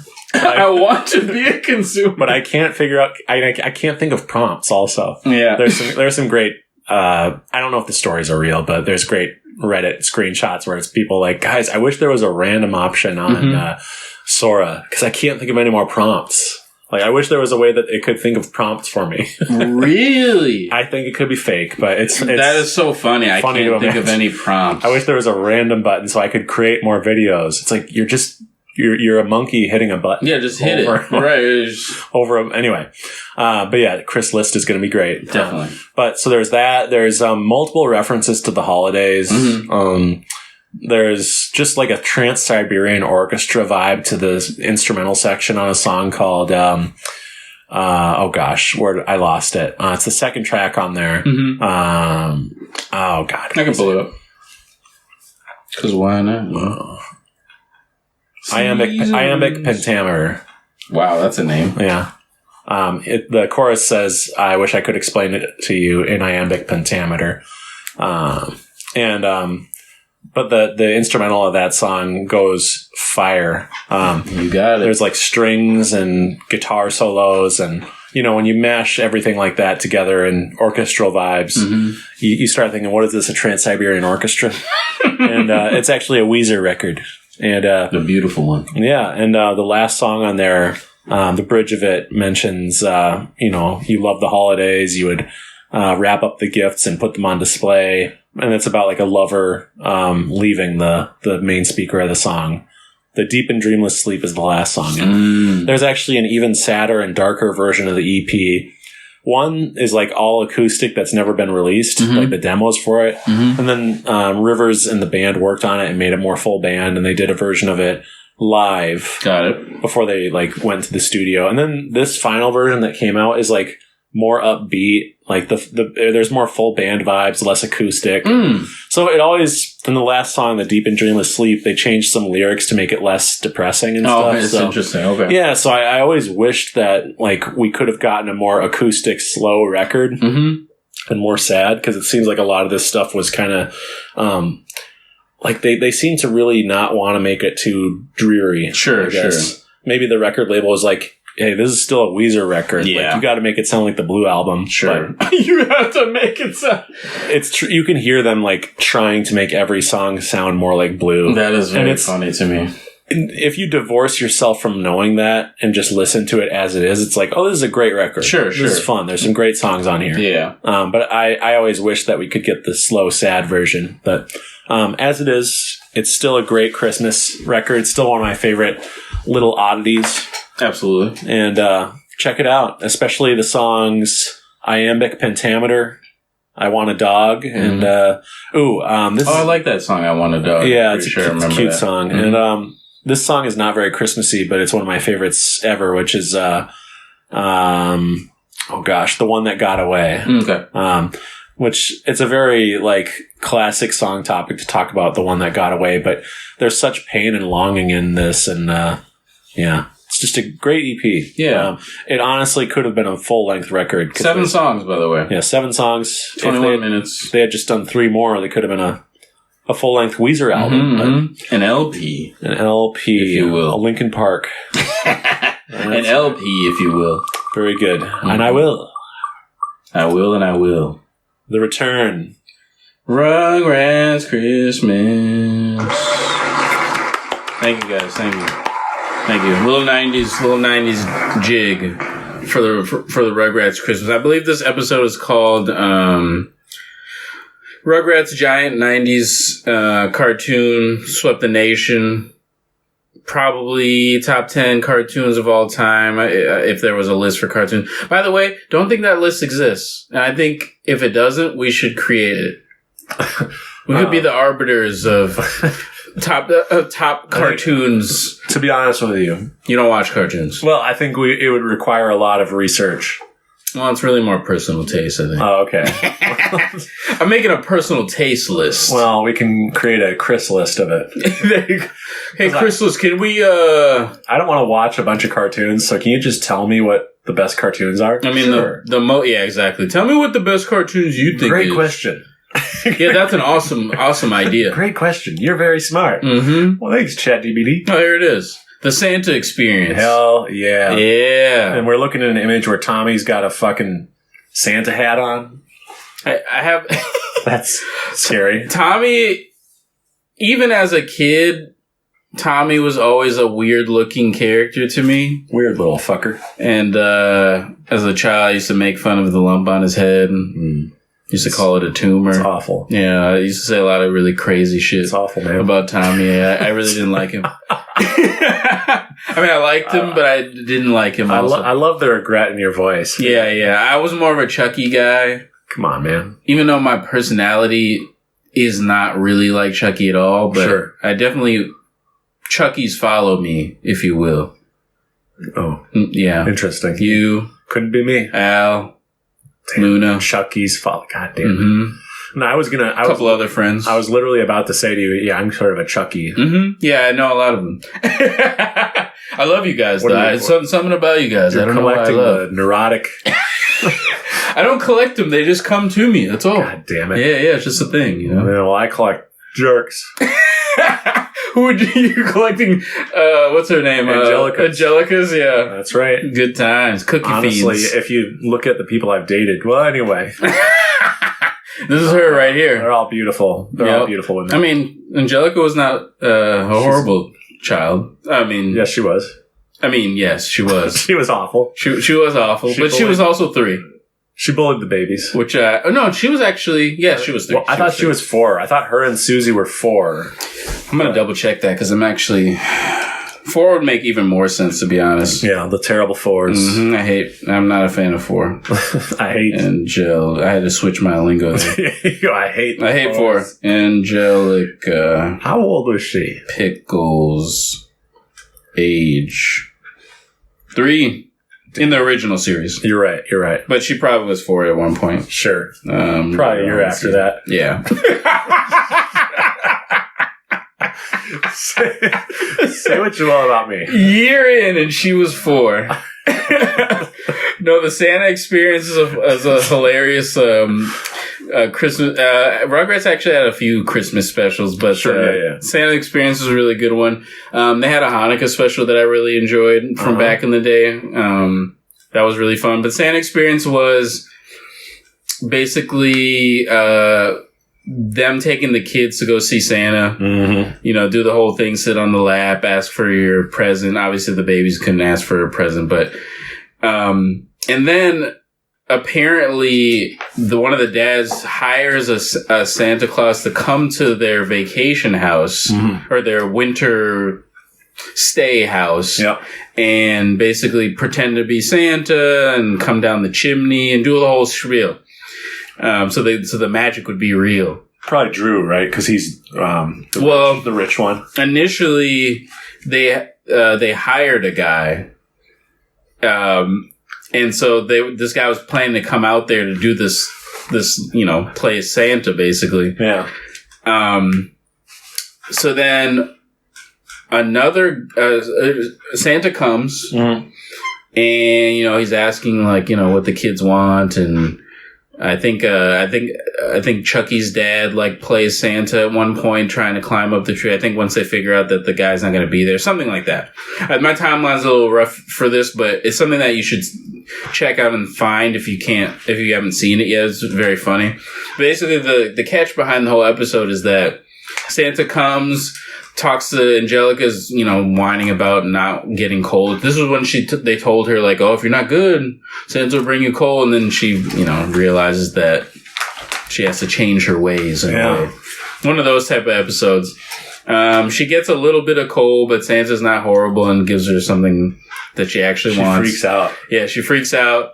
The kids get their stuff. Santa leaves. Then the parents get a call. I remember this. And the guy goes, "Yeah, can't make it. I can't make it out there. Honestly, maybe we could try to reschedule it." And they yell, "Is like, why is you're not coming?" He hangs up the phone. Second. Yeah, and they're like, "Wait a minute. If that wasn't, who was that guy?" Man, as a kid, those types of endings always gave me such hope. Yeah. I wanted to believe the big man was real. The magic, man. You keep the magic. I'll be quiet. No. I mean, the older kids already ruined it. My daughter does ask me though. She'll be like, "Is Santa real?" I'm like, well, you know how I answer that? I think I remember you telling me that. Yeah, I think I did say that. I was like, "Oh, he's a character." He's a character. Yeah, he's a. It's a good answer. He's a character, so you can kind of go either way with that. Yeah, you're leaving it up to her. Yeah, he's a character. You're giving her a little hint. He's like, yeah, but is he like a person? I'm like, yeah, you see him. He's out there. Not to hijack your choice, but Elf runs into this same problem. Oh yeah. Which is, and it's not a real problem. I feel like I've been sounding like I'm complaining about this stuff tonight, which I'm not. I'm complaining about Christmas stuff? Yeah, some of my picks I'm like defending or. Oh no! I'm kind of hearing you kind of speak about them. Mid. Yeah, this is mid, but it's on the list. This is one of my favorite Christmas specials of all time. It's very mid. Very mid. You're just so meta in it, where you're just like, I picked a bunch of mid shit on my list. I picked stuff I think is mid, as a sort of ironic middle finger to Saint Nick. Yeah, to Saint Nick and Christmas and capitalism all together. Yeah, there you go. Yeah. I'm anti-capitalist. There you go. That puts me on a list now. No, I coal for you. Love capitalism. So no, what I was going to say was in the movie Elf. Yeah. Santa is very clearly real in that film. Yes. And people get presents from Santa. And yet, how would it be then that there are adults who don't believe in Santa Claus? Yes. How does that work? And it doesn't really make any sense once you examine it. Like, well, think about religion in a way. Yeah. It'd be like it exists, but then there's people that choose to believe or not believe it. Right? Yeah, but you could easily confirm with your parents, like, you didn't get me this, right? And they'd go, yeah, no, that came from Santa. I see what you mean. Yeah, like, it's very the easy. Physical part. Yeah. That's what I'm talking about. It's like, how would you ever stop believing when, like, your parents would literally be like, what the fuck? Right, who is this guy? And, like, why is there an Xbox 360 under the tree? And we couldn't even afford, like, bread at the grocery store this week. I mean, here, skeptics, bro. Mad skeptics. True. You know what? You're right. There is deep skepticism. There is a community everywhere online. Like, anything you believe, any niche, bizarre belief, you can find thousands of people who like give you that worldview back to you and say, I validate you. So you're right. There are Santa deniers out there. And deep ones. They're pathetic. They're pathetic. Imagine getting all the gifts you would want as a kid and then going, I don't believe in this. I don't care. I don't believe it. Fake. I never got coal. Never got coal. I got coal once. Did you? Yeah, because, I think during 1 year, which you're going to laugh because this sounds like me. I think 1 year I was like exceptionally worried about getting coal. Sure. Even though I wasn't particularly bad. Yeah, just kid. Probably maybe like I snapped at people or something like every once in a while. I got cranky every once in a while. But yeah, they did as a joke. I had coal in my stocking, and then they revealed that I actually had stocking stuffers later. Yeah, I want to do the coal thing because I think it'd be funny. I don't know, man. So that's like the whole like. I actually don't talk about that to Luna, by the way. Okay. I don't think she knows anything about the coal thing. Well, there's like that Jimmy Kimmel video series where it's like telling your kids you ate all the Christmas candy. Yeah. Or sorry, Halloween candy. Yeah. I feel like candies exist too. Yeah, I know. But they usually do Halloween. Anyway, I think the coal thing could be kind of like... traumatizing. In that vein. Not traumatizing. I didn't get traumatized by it, but I didn't like it. Kids don't like a lot of stuff. No, I know, but I don't think it's like a fun memory. No, I can see that. I think it's like the joke's on you, and it's like kind of putting the spotlight on your reaction. Yeah, like, oh, it burned him, look. I think if you already were joking about it with them, it's different. Sure. I was like a Chucky, Yeah, I know. And then when I saw the coal, I said, "Dear God, no." No, it was like Apocalypse Now. I'm just like the horror. No, anyway, funny. This is good ammo for people, because I remember a few weeks ago I was like, I don't want to share myself online anymore. No, we're talking about now. I'm like coal. Sharing one of the most embarrassing stories of my childhood. A little lump of coal. Little coal. Where do you even? Oh, anyway, that's why people call me Mike Cole. He hit him with the name. But yeah, this is a great. I remember this episode. It's great, and the ending that you described. Which, by the way, still watch these things after we talk about the ending because like a Christmas special is so fun and so warm. It's about the layers and the feel of the whole thing, and you can kind of predict it's going to go there when you watch a kid's like holiday special. You can kind of predict the beats. Yeah. Like, you're starting off trying to find the perfect present, or trying to meet Santa, and you're like, they're probably going to pull on the beard. Talking about coal, talking about sitting on the lap. It's our like modern mythology, Yeah, it really is. Less modern than the Avengers and Marvel. But much still, it is part of our cultural heritage as capitalists. And, you can see this on Paramount Plus, I believe. Because the Paramount Plus owns Nickelodeon. That's right. That whole thing. Viacom. Yeah, the Viacom family. So that's one of mine, and I think that was number 10. And then we got a Paramount Plus sponsored video, right? Yeah, look at that. They're listening. Keep listening. Very much. Yeah, we love it. We love Paramount. Do we stop here at number 10? We can speed through the last 5. All right, let's hit it. In fact, I may just do a perfunctory, really short one for one of them. Mr. Mike. I wanted to talk about this. The Beach Boys. The Beach Boys Christmas album. Quiet, please. Please. The Beach Boys Christmas album came out in 1964, I want to say. Mm-hmm. Is that correct, though? It is correct. Yeah, it is. It is correct. And God, that was great. It is great. I did not mean to say that. Good times though. So it's 5 original tracks written by the great Brian Wilson. They're Christmas songs. 5 original Christmas songs. 5 original Christmas songs. Yeah. So that's a tough ask. That is really. There's a song called Little Saint Nick about a certain type of car that Saint Nick has. That song. It's classic. That is I know that song. I love that song. Been covered by many. Little Saint Nick. Yes, I know that very fucking silly, song. but I tell you what, as I was getting to the Beach Boys in my 20s, that intro, I think the intro is just one of the most beautiful, vocal harmonies ever. Merry Christmas, Saint Nick. That. And that song has probably aged a little bit. I don't love it as much as I did when I was first getting into the Beach Boys, but it's fantastic to me. I like that their original song. How hard, I feel like it's so hard to write an original Christmas song. It's cool that this came up after the Rugrats thing, where Angelica pulls on Santa's beard at one point. Is this the real? Santa. Yeah. But there's a song on here called Santa's Beard, where nice. The narrator is taking his little brother to meet Santa, and he pulls off his beard. He's like, there's a song. The song goes, "You're not really Santa Claus, real Santa. You're not," and it's like so hokey and funny. Like a little kid. Yeah, but there's 2 like really cool Christmas songs on there. One's called "Merry Christmas, Baby," and it's like this, these 2 kids in high school who are like, they took a break and then got back together essentially right in time for Christmas. Okay. So that's a unique story that isn't in most songs, I think. For sure. And he's like, if we do break up, can we at least not break up until after Christmas? That type of vibe. And then there's a song called On Christmas Day, which you should check out. It has one of the best organ solos ever. I do love an organ. It's really fun. It's the first song that Al Jardine sang lead on, and he's a fantastic lead vocalist. He's one of the only people in the band who is not related to Brian Wilson, just a friend of his. Just homie. But everyone else is a cousin or a brother. Yeah, fam. Brother, excuse me. Brothers. He's a black man. There were no black men in the Beach Boys, not until the 70s. I was going to say, imagine that crew. Yeah.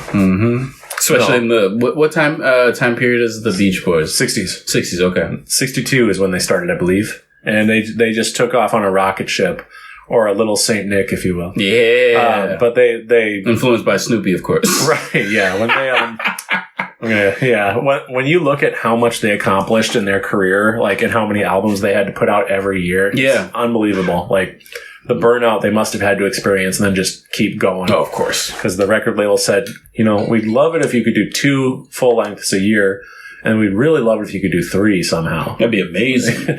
It's like, and then, by the way, you should also play concerts where you can't even hear each other. But yeah, and then the second side, it's not really a side, but the second half of the LP is like the standards, like Frosty the Snowman. Oh, okay, so that's some of the classics. Yeah, We Three Kings of Orient are. They go to some sad songs like Blue Christmas. I don't know if I've heard that one. I mean, I'm sure I have, but maybe not by title. Auld Lang Syne, of course. Yes, classic. And they have a message from Dennis Wilson, the drummer, at the end, just saying, thank you to their fans. It's really sweet. Mm-hmm. And then I just want to mention that I got to see Brian Wilson and his band in 2018, and they performed this whole album in its entirety. And wow, yeah, Brian, he had tough mental health struggles near the end of his life. Sure, but on that night when I saw him, there was this stretch of like 3 or 4 songs where he all of a sudden you could see his eyes like become more alert and like locked in, and he sang some great leads and he seemed happy to be there. Nice. It was, and the concert, they did a great job of rotating different lead singers like Al Jardine and Blondie Chaplin, who is a black beach boy, from the 70s. Okay. I didn't know that. And he was in Brian's band. Yeah, the Beach Boys are incredible, man. You got to check out some of their stuff. But anyway. Oh, yeah. I know them very cursorily. Like, they have a bunch of hits that kind of hit a mainstream space where everyone knows them. Yeah. They actually have a lot of songs that are like that, to be honest with you. Yeah, and the standards have Dick Reynolds as like the band leader for this giant, like, almost like an orchestra, horns and strings, and he did a lot of the 4 Freshmen records. Got it. Okay. Who Brian Wilson loved. So okay. But some fans are not a fan of that part of the record, but I love the whole thing. So how many songs? It's like 12. Okay. Because there's 5 originals and I think 7 of the standards. Got it. Okay. But when you play this thing front to back, you get filled with the Christmas spirit. Yeah, it's fantastic. That's what I'm about, though. Would I have loved a full 12-song like originals album? That'd be insane, though. Exactly. Yeah. It's really tough to write actually about Christmas. This is what I'm saying. I'm surprised they even did it. 5 of them. 5 is good. Yeah. And 4 of them are really cool, I think. That little Saint Nick record is a big record. It's cool. And like I said, a lot of people covered it. Still sounds good today. Little Saint Nick. A run, reindeer. And, I actually covered it once. Oh, did you? Just at a Christmas gig I did. Oh, that's actually really cool. Just me and an acoustic guitar. Yeah. So nobody to sing the harmonies. Yeah. Oh, that's unfortunate, but, it's okay. When I was a kid, when I was playing with toys, I don't know if you ever did this, but I would be having, like, my hands would be holding one figure over here, one figure over there. Yeah. This is how everyone plays. But I would, like, try to have multiple people talking at the same time. Different voices. And I would get so frustrated because I was trying to have one person screaming and one person talking. And I was like, wait, how do I do that? I couldn't understand the concept of, like, I only have one voice. We realize kids are so hilarious. They're so funny, yo. Yeah. I just see them so differently, like, from the other side. Almost like, there's a lot of things that, like, frustrate them where you're, as an older person, you're just like, why? What's going on? But they are truly free. They really are. But this is what I love about them. And until the real world. It's the parents, man. It's me. You know what I'm saying? I'm in there I'm like, we can't do that. That's not something you can do. You only have one voice box, man. Yeah, you can only speak with one voice. What do you want? I want to harmonize. But that's not possible. That's not possible. Not yet. Yeah, not yet anyway, exactly. Until I use this vocal pedal. Yeah, there you go. A little guitar vocal pedal. All right, spin the wheel, Let's please. hit that wheel. All right, 140. Okay, I actually thought it was a lot longer. That's... Ouch. No, it's not a painful thing. I just thought we've been going through so many topics. You've had to sit. Woo! The Michael fans are happy right now. Yeah, they're loving it. This is the best episode. I love his voice, fans. Man. I just like listen to Well, my voice is getting more ragged as the episode goes on. So we have a winner, folks. This is my last one. The Office. Ever heard of it? May Every woman's favorite show. That's a good joke. That's a good joke, honestly. Several white women specifically. Well, I didn't want to. I didn't want to bring that. That was a Mike Jallah. Yeah, that was aggression. A Jallah take. That was a Mike Jallah aggression. And it wasn't aggression. It's not true. It is. It basically is. No, but it cross genres. I've dated a few women who have like had The Office on as their like comfort show. Yep. As soon as they're done with work, they're like, I gotta have The Office on. Mm-hmm. Or like when they have a day off from work, they're just like rewatching the same episodes they've watched before. Yeah, a million times. No hate. It happens. I love The Office seasons 2 and 3. Mm-hmm. And then after that, it gets a little spotty for me. Okay. Sort of like, how do I phrase this?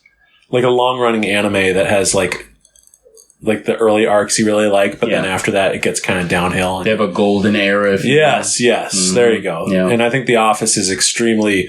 the season 2 and 3 era, and a lot of season 1 actually, is like some of the funniest stuff you will watch on TV. I stand by that. I respect that. Keeping it positive, or positive as some have called it. Yeah. But season 2's Christmas episode is where I learned of Yankee Swap, which is just basically like White Christmas. Yankee Swap? Yeah. So Michael Scott is the office boss, as you know. Mm-hmm. And they're doing Secret Santa, or Secret Someone as some call it. Back in the day, there was a move to call it Secret Someone. Someone. Kids who didn't believe in you Santa, could be divorced from that. Or you could be not Christian. Or, sure. Anyway, yes. We're about Don't let me get on my Linus. George Carlin. My George Carlin line is bad. Yeah, George Carlin with a blanket. Yep, I got my fucking blanket. George Carlin with the fucking blanket, man. That would be great. That's a classic visual. It's good. Yeah. That's who Linus grew up to be. Yeah. And he's just... he would turn in maybe a little less gruff, but definitely... Well, maybe off stage, you know. Yeah, there you go. Because remember, you're a character when you're on stage, just like Santa. Truthful. So, he gets Ryan, who's like his office crush. It's like in a joke way, like... in season 2, episode 1, he hosts this award show called the Dundies, and the hottest in the office award goes to Ryan the Temp, who's played by BJ Novak. So funny. Good looking guy. Mm-hmm. He was younger at the time, and so it's this weird dynamic where he like seems to have a fascination with Ryan at best, and like a creepy obsession at worst. But he gets him for Secret Santa, and then the limit was supposed to be like $20, and he got him at the time what was brand new, an iPod video. Ooh, fancy! Yeah, so havoc ensues because he like gets a homemade oven mitt from Phyllis, and he's pissed. He's super pissed because he's like, I got Ryan a freaking iPod, and he says, "Here's what we're gonna do." Yankee Swap. And they all sit around the tree and exchange presents. Some people hadn't opened their Secret Santa gifts yet. And sure. It's just super hilarious and awkward. Yankee Swap is funny. There's one point where Jim says, but I think some of us got gifts specifically for people, because he has a gift for Pam. Of course. It's like super personal. Yeah. And I think he tells her his secret feelings in the letter he wrote for her. Cute. But he goes, Yankee Swap. That's what I said, friend. He turns into a devil. It's the most horrible line delivery and best line delivery ever. He just Yankee Swap. Oh, Jesus Christ. Interrupts him disrespectfully. And then there's an office party afterward. It's a really interestingly plotted episode because it's not like a typical like A to Z type of plot. It's like the first half of the episode could have just been an episode, and the second half could have also been an episode. Sure. And they kind of smush them together in this interesting... It feels very real. It feels like an actual documentary is what I'm trying to say. Yeah, for sure. It's less... it has its original vibe. It's less traditionally plotted like a regular sitcom episode, you know? Yeah, so, that's awesome, though. Yeah. It's like A to Z and then space and then another A to Z almost. Oh yeah, two phaser, if you will. Yeah. And then season 3, really quick.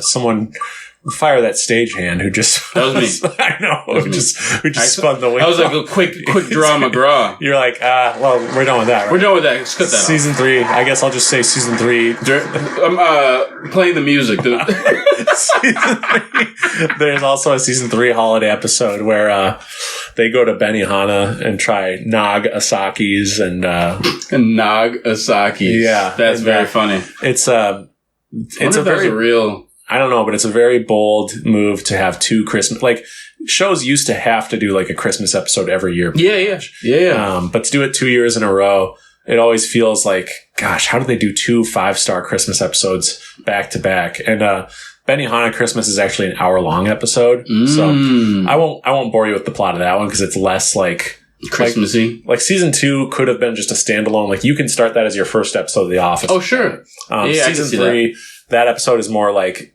it dovetails with like existing plot threads that you have to be more aware of. But got it. Both are extremely rewarding. And the season 3 one has this great subplot where there's 2 different office parties and people can't decide whether to go to one because it's going to have like good treats, but then like the person throwing it is kind of the office B word.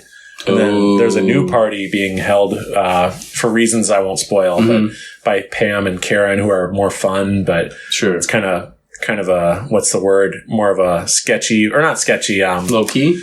Low key, yeah. Low key, but like it starts getting more and more fun because more chill people are going to it. Oh, nice. Okay. It's a vibe. The karaoke machine breaks, but then the office secret musician says, "Don't worry, ladies," played by Craig Robinson. Oh, yeah, I love Craig. I'll get my keyboard. You know, he says, "I'll get my synthesizer." So he starts playing songs and people sing to him. But yeah, it's a great, they're both 5 stars, so that's why they're both on my list. I couldn't choose between them if I tried. I was going to ask you, I guess this is like a very off topic, but Patrice O'Neal, you know, the black... yeah, he's on there. Is he in those episodes? Or does he come later in that show? You know, he is in season 2 and 3. He's all over them, but I don't think he's in either of those episodes. That's really interesting. Yeah. So he was a bit guy. Like, he's in the warehouse, but he only shows up every so often. Got it. Little lines here and there. Yeah. Very Patrice. He's more in season 2 than season 3. Okay. So if you want to watch the show, you should watch season 2 for Patrice. For the man. He's great in Arrested Development. The myth, the legend. The man, the myth, the legend. He's a flamer in Arrested Development. Is he really? Yeah, he's an arsonist, but they call him a flamer. That's very funny. And it's misunderstood by... I totally seen that show, and I completely missed that, but this was years and years ago, so... He's great because Michael goes up to him and says, "My dad told you to do this, didn't he?" And he goes, "Oh, most definitely." He's not even trying to hide it. He just immediately goes, "Oh, most definitely." The delivery of Patrice is so funny, yo. Shameless and like super jovial almost about it. You gotta love it, man. You gotta love it. All right, so I've been played off. Yeah, you got the wrap it up speech music. It wasn't even, there was no music. The Looney Tunes music. That should be the new play it off. Anyway, they do a lot of classical music for the You're Done Now. Yeah. But they should use more comedic stuff like that. That would be really funny. Yeah. Well, I spun the wheel. And we landed on a pretty obvious one, I think, to most. The original Home Alone, Macaulay Culkin, 90s classic child actor. I don't think it's his debut, but I believe it's his big bang, if you will. Let me see. Bazinga. Yeah. But I actually don't want to rest on that point. I really want to get to the point where, this is a classic Christmas movie. Everyone knows the plot. The movie says it all. It's called Home Alone. Kid and his family. He has a giant family for Christmas. They're supposed to go on vacation for Christmas. Kid ruffles some feathers with the family. And he gets left home alone on accident because they forget him. Because I think he goes to sleep upstairs or something like that. And so all chaos ensues. Parents don't figure out that he's not there with them until they're at the air. Or no, They're on the plane. They're on the plane. Yeah. That's a really great scene where she's like, she's like, has this feeling. This is his mom thing where I have this feeling and it's fine. And then she's just sitting in the airplane and she just yells his name, Kevin! Yeah. It's a great scene. A lot of classic scenes in this movie. Directed by Chris Columbus. Was such an interesting name, by the way. Yes. Mm-hmm. He's cool. Yeah, cool guy. Went on to do the Harry Potters. That's right. He didn't do all of them, did he? I think he actually might have. I think he did do all of them, I think. Yeah. That's incredible. Let's spread some misinformation. Let's not check. That guy's got something about his energy is very holiday, snowy. He can really capture that. Yeah. No, it's a good vibe. This film is a good vibe. I actually recently rewatched it, and it's aged very well. It's really great. Yeah, really greatly aged. It's got a good mix of fun and like good life lessons with the woman he meets. Yes. Shout out to Joe Pesci. Mm-hmm. Fantastic role for Joe Pesci. And I always hate that I forget the other guy's name. But as an actor, he's not very big. He's a character actor. Yes, he's a character actor. Whereas Joe Pesci, Joe Pesci. He's got star power. And, this introduced kids to Joe Pesci and made him sort of a bigger star, too. I feel bad for the other guy because he gets turned into a skeleton in Home Alone 2, You remember he gets shocked so bad that they have him become a skeleton? Yo, shout out to the Home Alone video game on Sega. Yeah. Did you own a Sega when you were a kid? Game Gear. We've talked about this. Did you play the Home Alone game on Game Gear? Because it was on Game Gear as well. No, we didn't have many Game Gear games, but we had Sonic Triple Trouble. The Game Gear was tough because it ate up so many batteries. Oh, yeah. I remember. We had a power adapter, but I think we lost it. Yep. So it became just something that could barely be played. Yeah. It's like, when you tell your parents, can we get more batteries? They're like, we just got batteries. Because these are parents who are going through, No, but I get it, though. I get the energy. The struggle. It's like, yo, come on. We just got batteries. You seriously use them up this weekend? Yeah. And it's like the Game Gear guzzled the batteries. Such a terrible. Give me more. By the way, fantastic, like from a spec and graphical standpoint, incredible handheld. Yeah, the devs knew what they were doing in terms of the tech, but they didn't think through the power part is way beyond its time. Like they wouldn't have had the right. That's why the GameCube. Or I'm sorry, the GameCube. I love the GameCube Boy. Too. Mm-hmm. Let me. I got it. Let me land. The Game Boy won. Big Boy, you mean? The Big Boy. I'm telling you, man.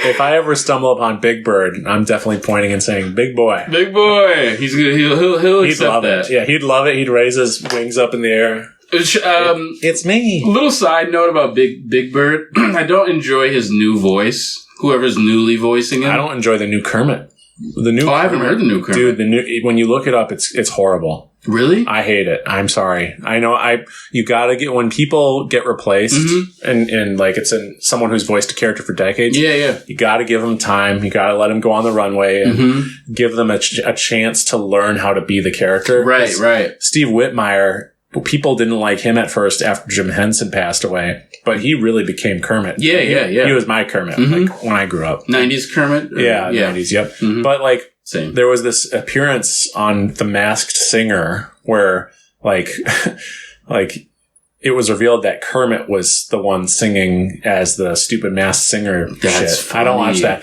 And the judge was like, "Oh my gosh, I didn't even recognize his voice." And like, here I am secretly, stewing, going, "Of course he didn't recognize it. It doesn't even sound like Kermit. It sounds terrible." Painful. He's like, "Hi, I'm Kermit the Frog." Oh, it's like the really... Ugh. It's awful. I hate that. No, I have not listened to Muppets in a few years, so this guy may have gotten better, but it was Big Bird has not. Yeah, Big Bird. It's tough because I think Carol Spinney sounded really rough near the end of his tenure as Big Bird as well. So. I wonder if it's the same person. No, he passed. Okay. Yeah, Carol Spinney passed away. And I wonder if the new person is going off of like how he was performing Big Bird for the last few years, or because I really liked growing pains are real though. Oh yeah, that too. But I really liked Big Bird's voice when he was in the 90s. Totally, something that was like perfect. It worked perfectly, and he was light because he's big. So, but he had a very like careful voice, and I really liked it. Did you ever watch the clip of Big Bird finding out that Mr. Hooper passed away? Yes, I saw that. For me, that's one of the top greatest scenes in TV history. Sesame Street doesn't get enough credit, honestly. No. They hit a lot of topics and like handle it so beautifully. Do you ever get the urge where you want to cry? Yeah, I've had that type of thing. On my list of movies clips that I watch when I want to just let out a cry. There's two that I know of right now. Mm-hmm. One is Big Bird finding out that Mr. Hooper died. Yep. Because he does such a great job. Like, who's gonna feed me my birdseed milkshakes? Yeah, and I think Elmo's in that too. No, he's not. Oh, he's not in that scene? No, okay. No. Elmo would make it all about himself. That's the aughts Elmo. Elmo do this, Elmo do that. Which, by the way, Big Bird was making it about himself, but like as a normal child. Sure. Oh, good point. Yeah. No, so he says, "Who's gonna feed me my birdseed milkshakes or make me my birdseed milkshakes?" That's and cute. Someone else says, "I'm gonna take over the store," and he goes, "Yeah, well, it won't be the same." And like, he does such a great job. Then, like, right when he's on the verge of accepting it, he just gets angry and says, like, "Well, I don't understand. Why does it have to be this way?" And, they have him go through, like, the stages of grief. Yeah, I love that, though. I love it. The other clip I watch, which I'm not sure if you're a fan of this show or not, but it's Fresh Prince. Yeah. And it's when Will's dad leaves again. It's a classic scene. Yeah, fucking awesome. Yeah, classic. Oh, God. Why you don't want me, man? Yeah, how come you don't want me, man? And Uncle Phil just hugs him and knocks off his damn hat. Yep. Just amazing scene. Oh, yeah, to hell with him. This would be Oscar-worthy shit if that's what they were handing him out for. Like, those type of moments, like, you got it. They killed those, man. Yeah, the reveal that, like, he... he's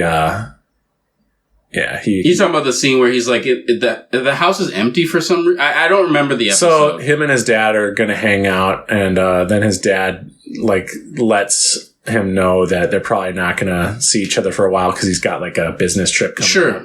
And he tried to, like, leave before Will came back downstairs. Like, he talked to Uncle Phil. Okay. And, then Will comes down and he basically, like, tells him, so I'm getting busy right now, so how about we do a rain check on this? And of course we'll do it later. I'll talk to you later. And Will immediately knows. Yeah, he's being brushed off. He says, all right, see you later. And then he calls him by his real name instead of Dad. Ugh, yeah. It's super subtle, but the guy goes, yeah. And he just, like, still walks away. He feels it, yeah. He feels it. He feels the sting of his son, losing trust in him again. Yep. And he still leaves. Yep. He feels it. Yeah, and then Uncle Phil, tries to console him, but... good shit, man. Yeah, anyway, classic scene. When I want to cry, those are two scenes I want to watch. Those are the go-tos. Yeah. Yeah, for me, those things happen very spontaneously, which part of being a dad. But yeah, Home Alone is a fantastic pick. Yeah, man. Antics. If you haven't seen it, it's insane. You should definitely watch it. Keep the change, you filthy animal. Yeah, one of my favorite scenes ever. Just a great line. Yeah, it's really great. Buzz's girlfriend is not well. Woof. Buzz, your girlfriend. Woof. Woof. Oh, hurtful scene. Hurtful scene. But, it's actually, I don't know if you knew this, it's not a girl. Oh, it's not? Yeah, it's a young man dressed up as, like, they tried to make him look as what? Gross as possible, yeah.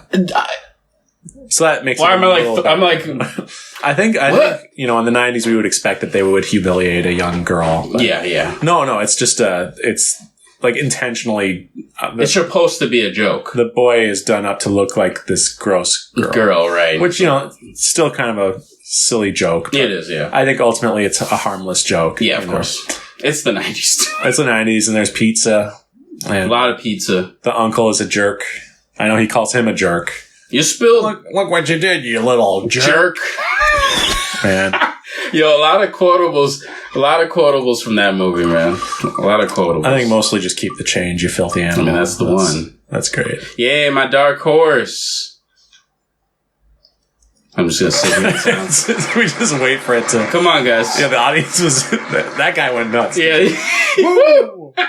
I love that guy. So this is one of my... I think this is... if I were thinking about it... Or, sorry, if I was told gun to head, what's your favorite movie? I think this is it. super easy for me. Coming to America. I'm like, why is this on a Christmas list? Like, and this is a topic. This is a dark horse because this movie is not categorized as a Christmas movie, and maybe it should be. Thinking about it, Coming to America. This is Eddie Murphy. This is 1988 year I was born. One of his best movies ever made. This is where he really stretched his range, and he did a bunch of different characters in this movie. This was like a first time of him doing that. Because before that, he'd done like movies like Trading Places and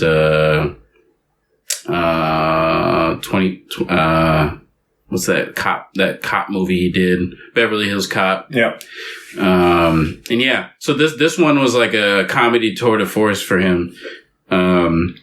And the movie synopsis basically is that this prince and his friend, who was Arsenio Hall, go to America to find his queen because he doesn't want this arranged marriage that they're doing in Zamunda, which is the fictional African country.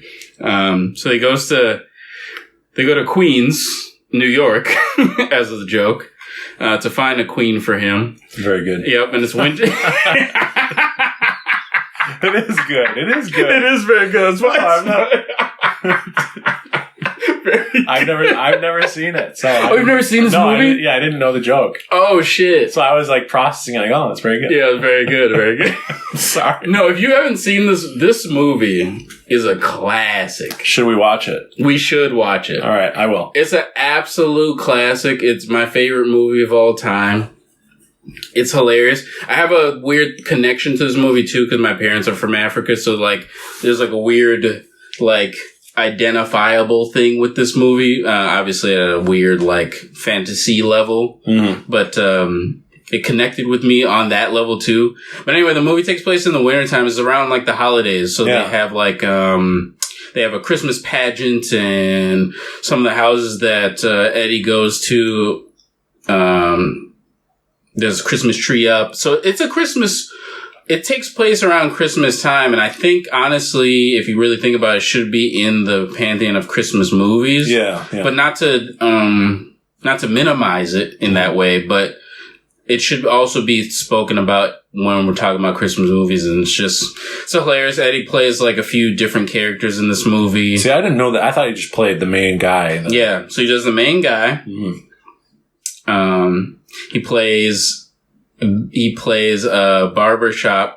Two of the barbershop characters in the barbershop. Okay, so Eddie Murphy was doing this before because I only knew about the Nutty Professor first. Yes, and that's the second hit of it. The one, the Clumps, but there's another one, Norbit. Norbit, yeah, he does the Norbit thing too. That was a little. Brian Wilson said they interviewed Brian Wilson after, like, I think he must have just seen Norbit. Sure. They said, "What's your favorite movie?" And he goes, "Norbit." They go, "What?" I think if the order was, what's the most recent movie you've seen? He goes, Norbit. And they go, what's your favorite movie? And he goes, Norbit. That's really funny. That's fucking hilarious. Dry sense of humor. That's really good. So I didn't know that Eddie Murphy had a history of doing the multiple characters. I thought it was like a unique thing he did in the 90s. Yeah, no, this started... That's cool. Started with Coming to America. And I from what I understand, this is like a well-reviewed movie, too. So, even though it's an Eddie Murphy multiple character thing. Yeah, this was... I gotta see this. We have to. This is a peak... This is peak Eddie. Peak anime. Peak anime. Yeah. I forgot this was an anime podcast. Yeah. We told you we were going to lift off after this. Peak anime. Yeah, this is peak anime right here. Coming to America. Christmas movie, Dark Horse pick. Arc. We definitely will talk about this way more. It's a definitely must watch. The comedy is so funny. It's very 80s though. Yeah. I love 80s though. Yeah, so in the context of the 80s, there's a lot of contextual jokes that are centered around the 80s. The hairstyles of the 80s, especially black hairstyles of the 80s with the Jerry curl shit. There's a lot of funny stuff with that. Any club scenes? I knew it. Did you say that because you? I don't know nothing about the movie, man. Yo, this guy knows his 80s right here. He's talking about the club scenes. Well, I did see Purple Rain. Yeah. did see, I've seen a lot of 80s movies. Yeah, man. No, absolutely. Yeah. Club scene in this movie. Club scene was bigger than it is now, of course. Huge. What else do you don't have a phone, so you're like, well, I better, meet people, we got to go to the club. Yeah, we got to talk to people. Yeah. Dance and stuff like that. And in New York, too, they had more active club scenes. Yes, the New York scene is popping. And then again, the context of the movie is he's trying to look for women. So, and he's a foreigner, so he doesn't know where to find them. It's one of the great fish out of water stories, from what I've heard. Yes. So this is a definite must watch, and it's on my list as a Christmas classic. Ho ho ho! Yeah, if you will. I don't know why I said that. I'm not like making I don't use that word. No, it's okay. It's people got the Christmas hints. It's still on the list here, so. Hopefully. Yeah, there we go. I avoided it. This is the last, before we say anything else, this is the last pick. Okay. Guys, last pick. Last pick of the night. That guy again. Mm-hmm. Wow. Woo. Now, this is an EP. It is an EP. I hate when they capitalize when I put EP, and Google just loves capitalizing EP when I put EP. I can't stand it, but it's a 7-song EP. Yep, the Hey Arnold Christmas EP. Hey, football head. Yeah.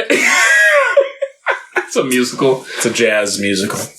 Speaking of jazz, Hey Arnold, full of jazz. Speaking of a fictional New York. Yeah. I mean, this is a lot of connections, but it's weird. We've had stuff that is like one after the other and it connects to each other. Yeah, so weird. That's why I like doing the randomizer. Okay, go ahead. The randomizer is fantastic. Hey Arnold. So we gotta talk about Hey Arnold. 90s classic. One of my favorite cartoons ever made. Nickelodeon. Yep, Nickelodeon. During Nickelodeon's peak. Hey Arnold, man. They have a lot of really great specials in Hey Arnold. The Christmas special is quite special. I remember being touched by the episode as a young person. Yep, me too. And as a young person, I wasn't touched by a lot of things like that. I was kind of, just watch stuff, being like a typical random ass boy. But, I was touched by it back then even. There's like 2 plots in this Christmas special. One is about Helga wanting these like expensive boots that she saw in like a Windows store, and how she was going to get them. That was like a smaller subplot. Yeah. And then Arnold has his subplot, which is actually not connected to him per se, but one of the boarding members, because he lives in a giant like apartment complex type of thing. Yeah. Where he and his grandpa are neighbors to some eccentric characters. Yeah, they own this boarding house, and like the house house. Yeah, that's what they call it actually in the show. That's but right. And he has all these interesting characters that live in this boarding house. Arnold's life, as a kid, I thought Arnold's life was really cool. Yeah. I thought his room was like the sickest shit ever. Yeah. He has a sky top. Like his room is sick. Yeah, like it's a see-through top. He's got a stereo system. He's got a computer. So he has a science, he and Helga create this like giant science experiment, like almost an arboretum type of thing. Yeah. They had an arboretum episode, which was fantastic. But I loved the way he lived, and I just always loved Arnold's heart. Great design. I had never thought about it, but yeah, that is a really well designed living space for that character. Yeah, man. Full of for lack of a better term, character. It's got a lot of character. It's big, but Arnold's not like a material type guy. He just likes things that he likes, and he doesn't take it for granted, I guess. Yeah. So this episode talks about that subplot with Helga and the boots, and then the bigger plot, which is Mr. Wynn. Who is we're guessing he's a Vietnamese, Vietnamese man. Because I don't think it's explicitly said. It's just kind of walked around. But they give you some context. Yeah, enough context for you to like kind of, oh yeah, this is probably the Vietnam War. You know what I mean? Yeah. So his subplot is that he came to New York. Oh, well, sorry, it's not New York, but. Sorry, I said it was New York. Yeah, but it's like, I guess the creator says like it shares similarities to New York and Chicago and some pays homage. Yeah, exactly. Some like it shares between those things. So, but any district that uses PS, like public school 118, that's very New York. It's more New York to me than Chicago. Thank you. Exactly. In my opinion. Yeah, that's what I would say too. Yeah. So I always put it in New York. But anyway, Mr. Wynn, he lives there. Christmas time comes. He walks around very somberly during Christmas time. Arnold notices this and wants to sit and talk with him. This is a cool thing about Arnold that I love, is that he's a very people person. Very empathetic young man. Very, very empathetic, which I always loved as a kid, and even now about Arnold is just his heart and stuff like that. Yeah. So he went to go talk to Wynn. Wynn gives a story about how he came to America to look for his daughter that he used to live with and take care of when they were in Vietnam. Well, an Asian country that is most likely Vietnam. Inspired by Vietnam. Yeah, exactly. They had a war. American soldiers were taking people on a helicopter to get out of the country. Wynn offers up his little baby daughter. And they take the baby daughter. They didn't have enough room for Wynn. Or anyone. It was just, they had room for one person. And yep. Everyone lets him offer his daughter. Yep. He holds the kid up. It's super... really well done. Yeah, really. The storytelling is so good. Heartbreaking. Yeah. Even the music behind it, everything's really great about this episode. Hey Arnold did not talk down to its audience. Never. And, if you looked at this idea for this episode on paper, certain executives, we talked about executives before, might say kids can't handle this. It's this too is much. Too mature. Yeah. It's too political to bring up the Vietnam War. Mm-hmm. But since there had been so much time since that event, which, it's important to remember that, like, eventually once you give historical events enough, quote, time, all of a sudden people are ready to be, like, open to subversive storytelling about, like, war in a kid's cartoon. Yeah. References to, like, dictators in Looney Tunes. Yeah. Like, real interesting stuff like that. But yeah, so it's, and I don't mean to talk too much about your pick. No, you're good. I mean, you've seen this episode too. Yeah. So. Yeah. And as a kid, I remember thinking, God, why are they having the Christmas special be about this side character?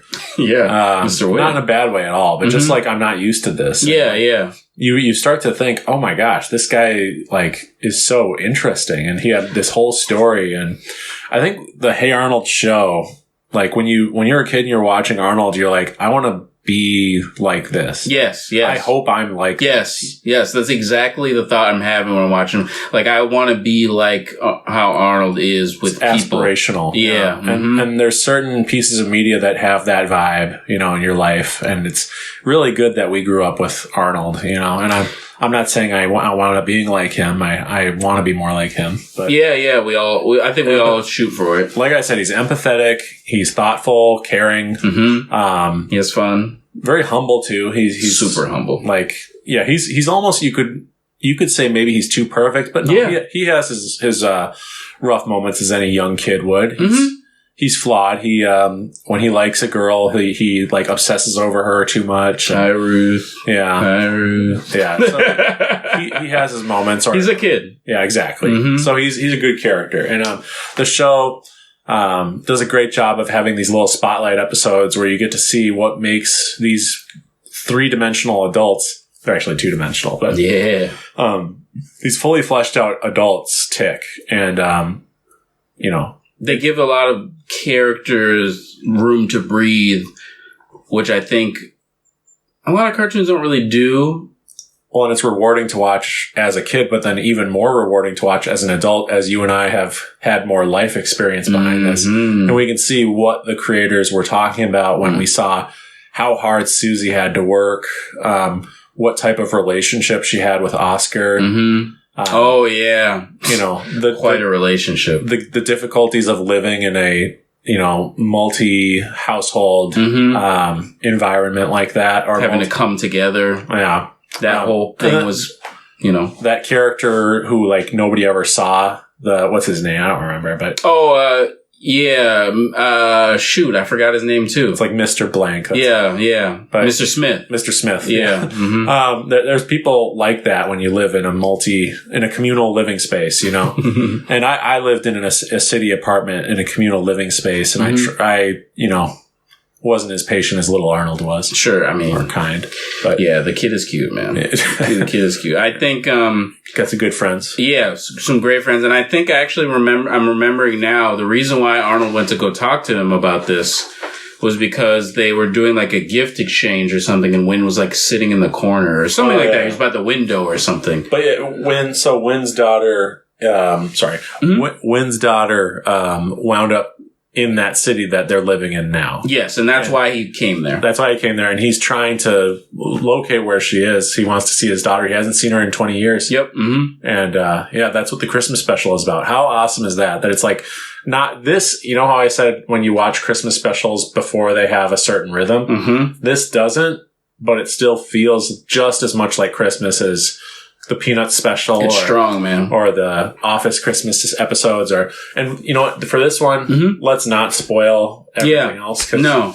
I think that this is one that you can find it through legal means. You can stream it or rent it. But it is a really fantastic episode. I'm going to rewatch it this week. I think I am too, actually. Yeah. It's been a long time. Yeah. Real great episode. A lot of it is on YouTube, I think. So you could watch pretty much most of it on YouTube. Yep. I try to watch the actual episodes themselves rather than just compilations. If I can. Yeah. No, the compilation stuff is cool, but it can miss some things. But definitely a must watch for sure. Fantastic episode. Very heartwarming. The episode is heartwarming. Great one to end on as we are living in a time where, that's a good immigration point. is not an issue that is intelligently spoken of, and it's actually dealt with. Yeah, it's dealt with in a really idiotic way, where people are treated as like criminals, even when they, in this scenario, this is a real scenario. Yeah. People seeking sanctuary is what the United States is supposed to be able to offer. That's a great point. It's what the country has been built on. Yep. Immigrants seeking a better land of opportunity. Yeah. This is our calling card, really. Yeah. Sometimes it's not as simple as why didn't you do it this way? Yeah. And then when people are being detained when they try to do it legally, it's like, I can't win. Yeah, you can't win that way. Fucking assholes. Yeah, it's horrible. Goma. Yeah, fucking Goma. So anyway, I wanted to be the one to say it. That it's like the perfect way to end this as we send off in this time. But this is our Christmas holiday, whatever you want to celebrate. Chrimbus. Chrimbus. Our Chrimbus special. But thank you for listening. We are the Akira Slide Podcast. We also talk about anime. Of course. And we talk about anything we want to, really. But mostly anime. That's why it's called the Akira Slide Podcast. All our nerddom stuff. You can find us on Instagram at dermot.mn, which is my Instagram. And I also post music. And then Mike Jallah, you're on Instagram. I am as well. I don't know my handle. You could I'll tag him in all the posts. Yep. Including the music posts. Yeah. I'm very hip. I'm very with it. The Hepcat. Yeah. The TikTok, we're on TikTok. We're all over the place. But if you listen to this episode, I just want to wish you happy holidays. Yep. Whatever you celebrate. I hope you have cheesy potatoes, or if you have a dietary restriction, I hope you have whatever amazing holiday treat you love. But, you should. Yeah. Shout out to the people that eat Chinese on Christmas too. Hell yeah. Fuck with that. That's true. I bet it tastes great. I've never had Chinese food on Christmas. Always wanted to, man. Yeah, me too. Wanted to. And we got to support those restaurants anyway. We'll talk later. Let's order some right now. Yeah, I was going to say. And let's just keep recording. Yeah. It's horrible. I'm sorry for that sound. So anyway, thank you for listening. I'm Michael D. Rowland. And I'm Mike Jallah. And we'll be back next week with another Akira Slide podcast. Until then, we wish you a merry Slidmas. Slizmas. Peace. Peace on earth. There you go.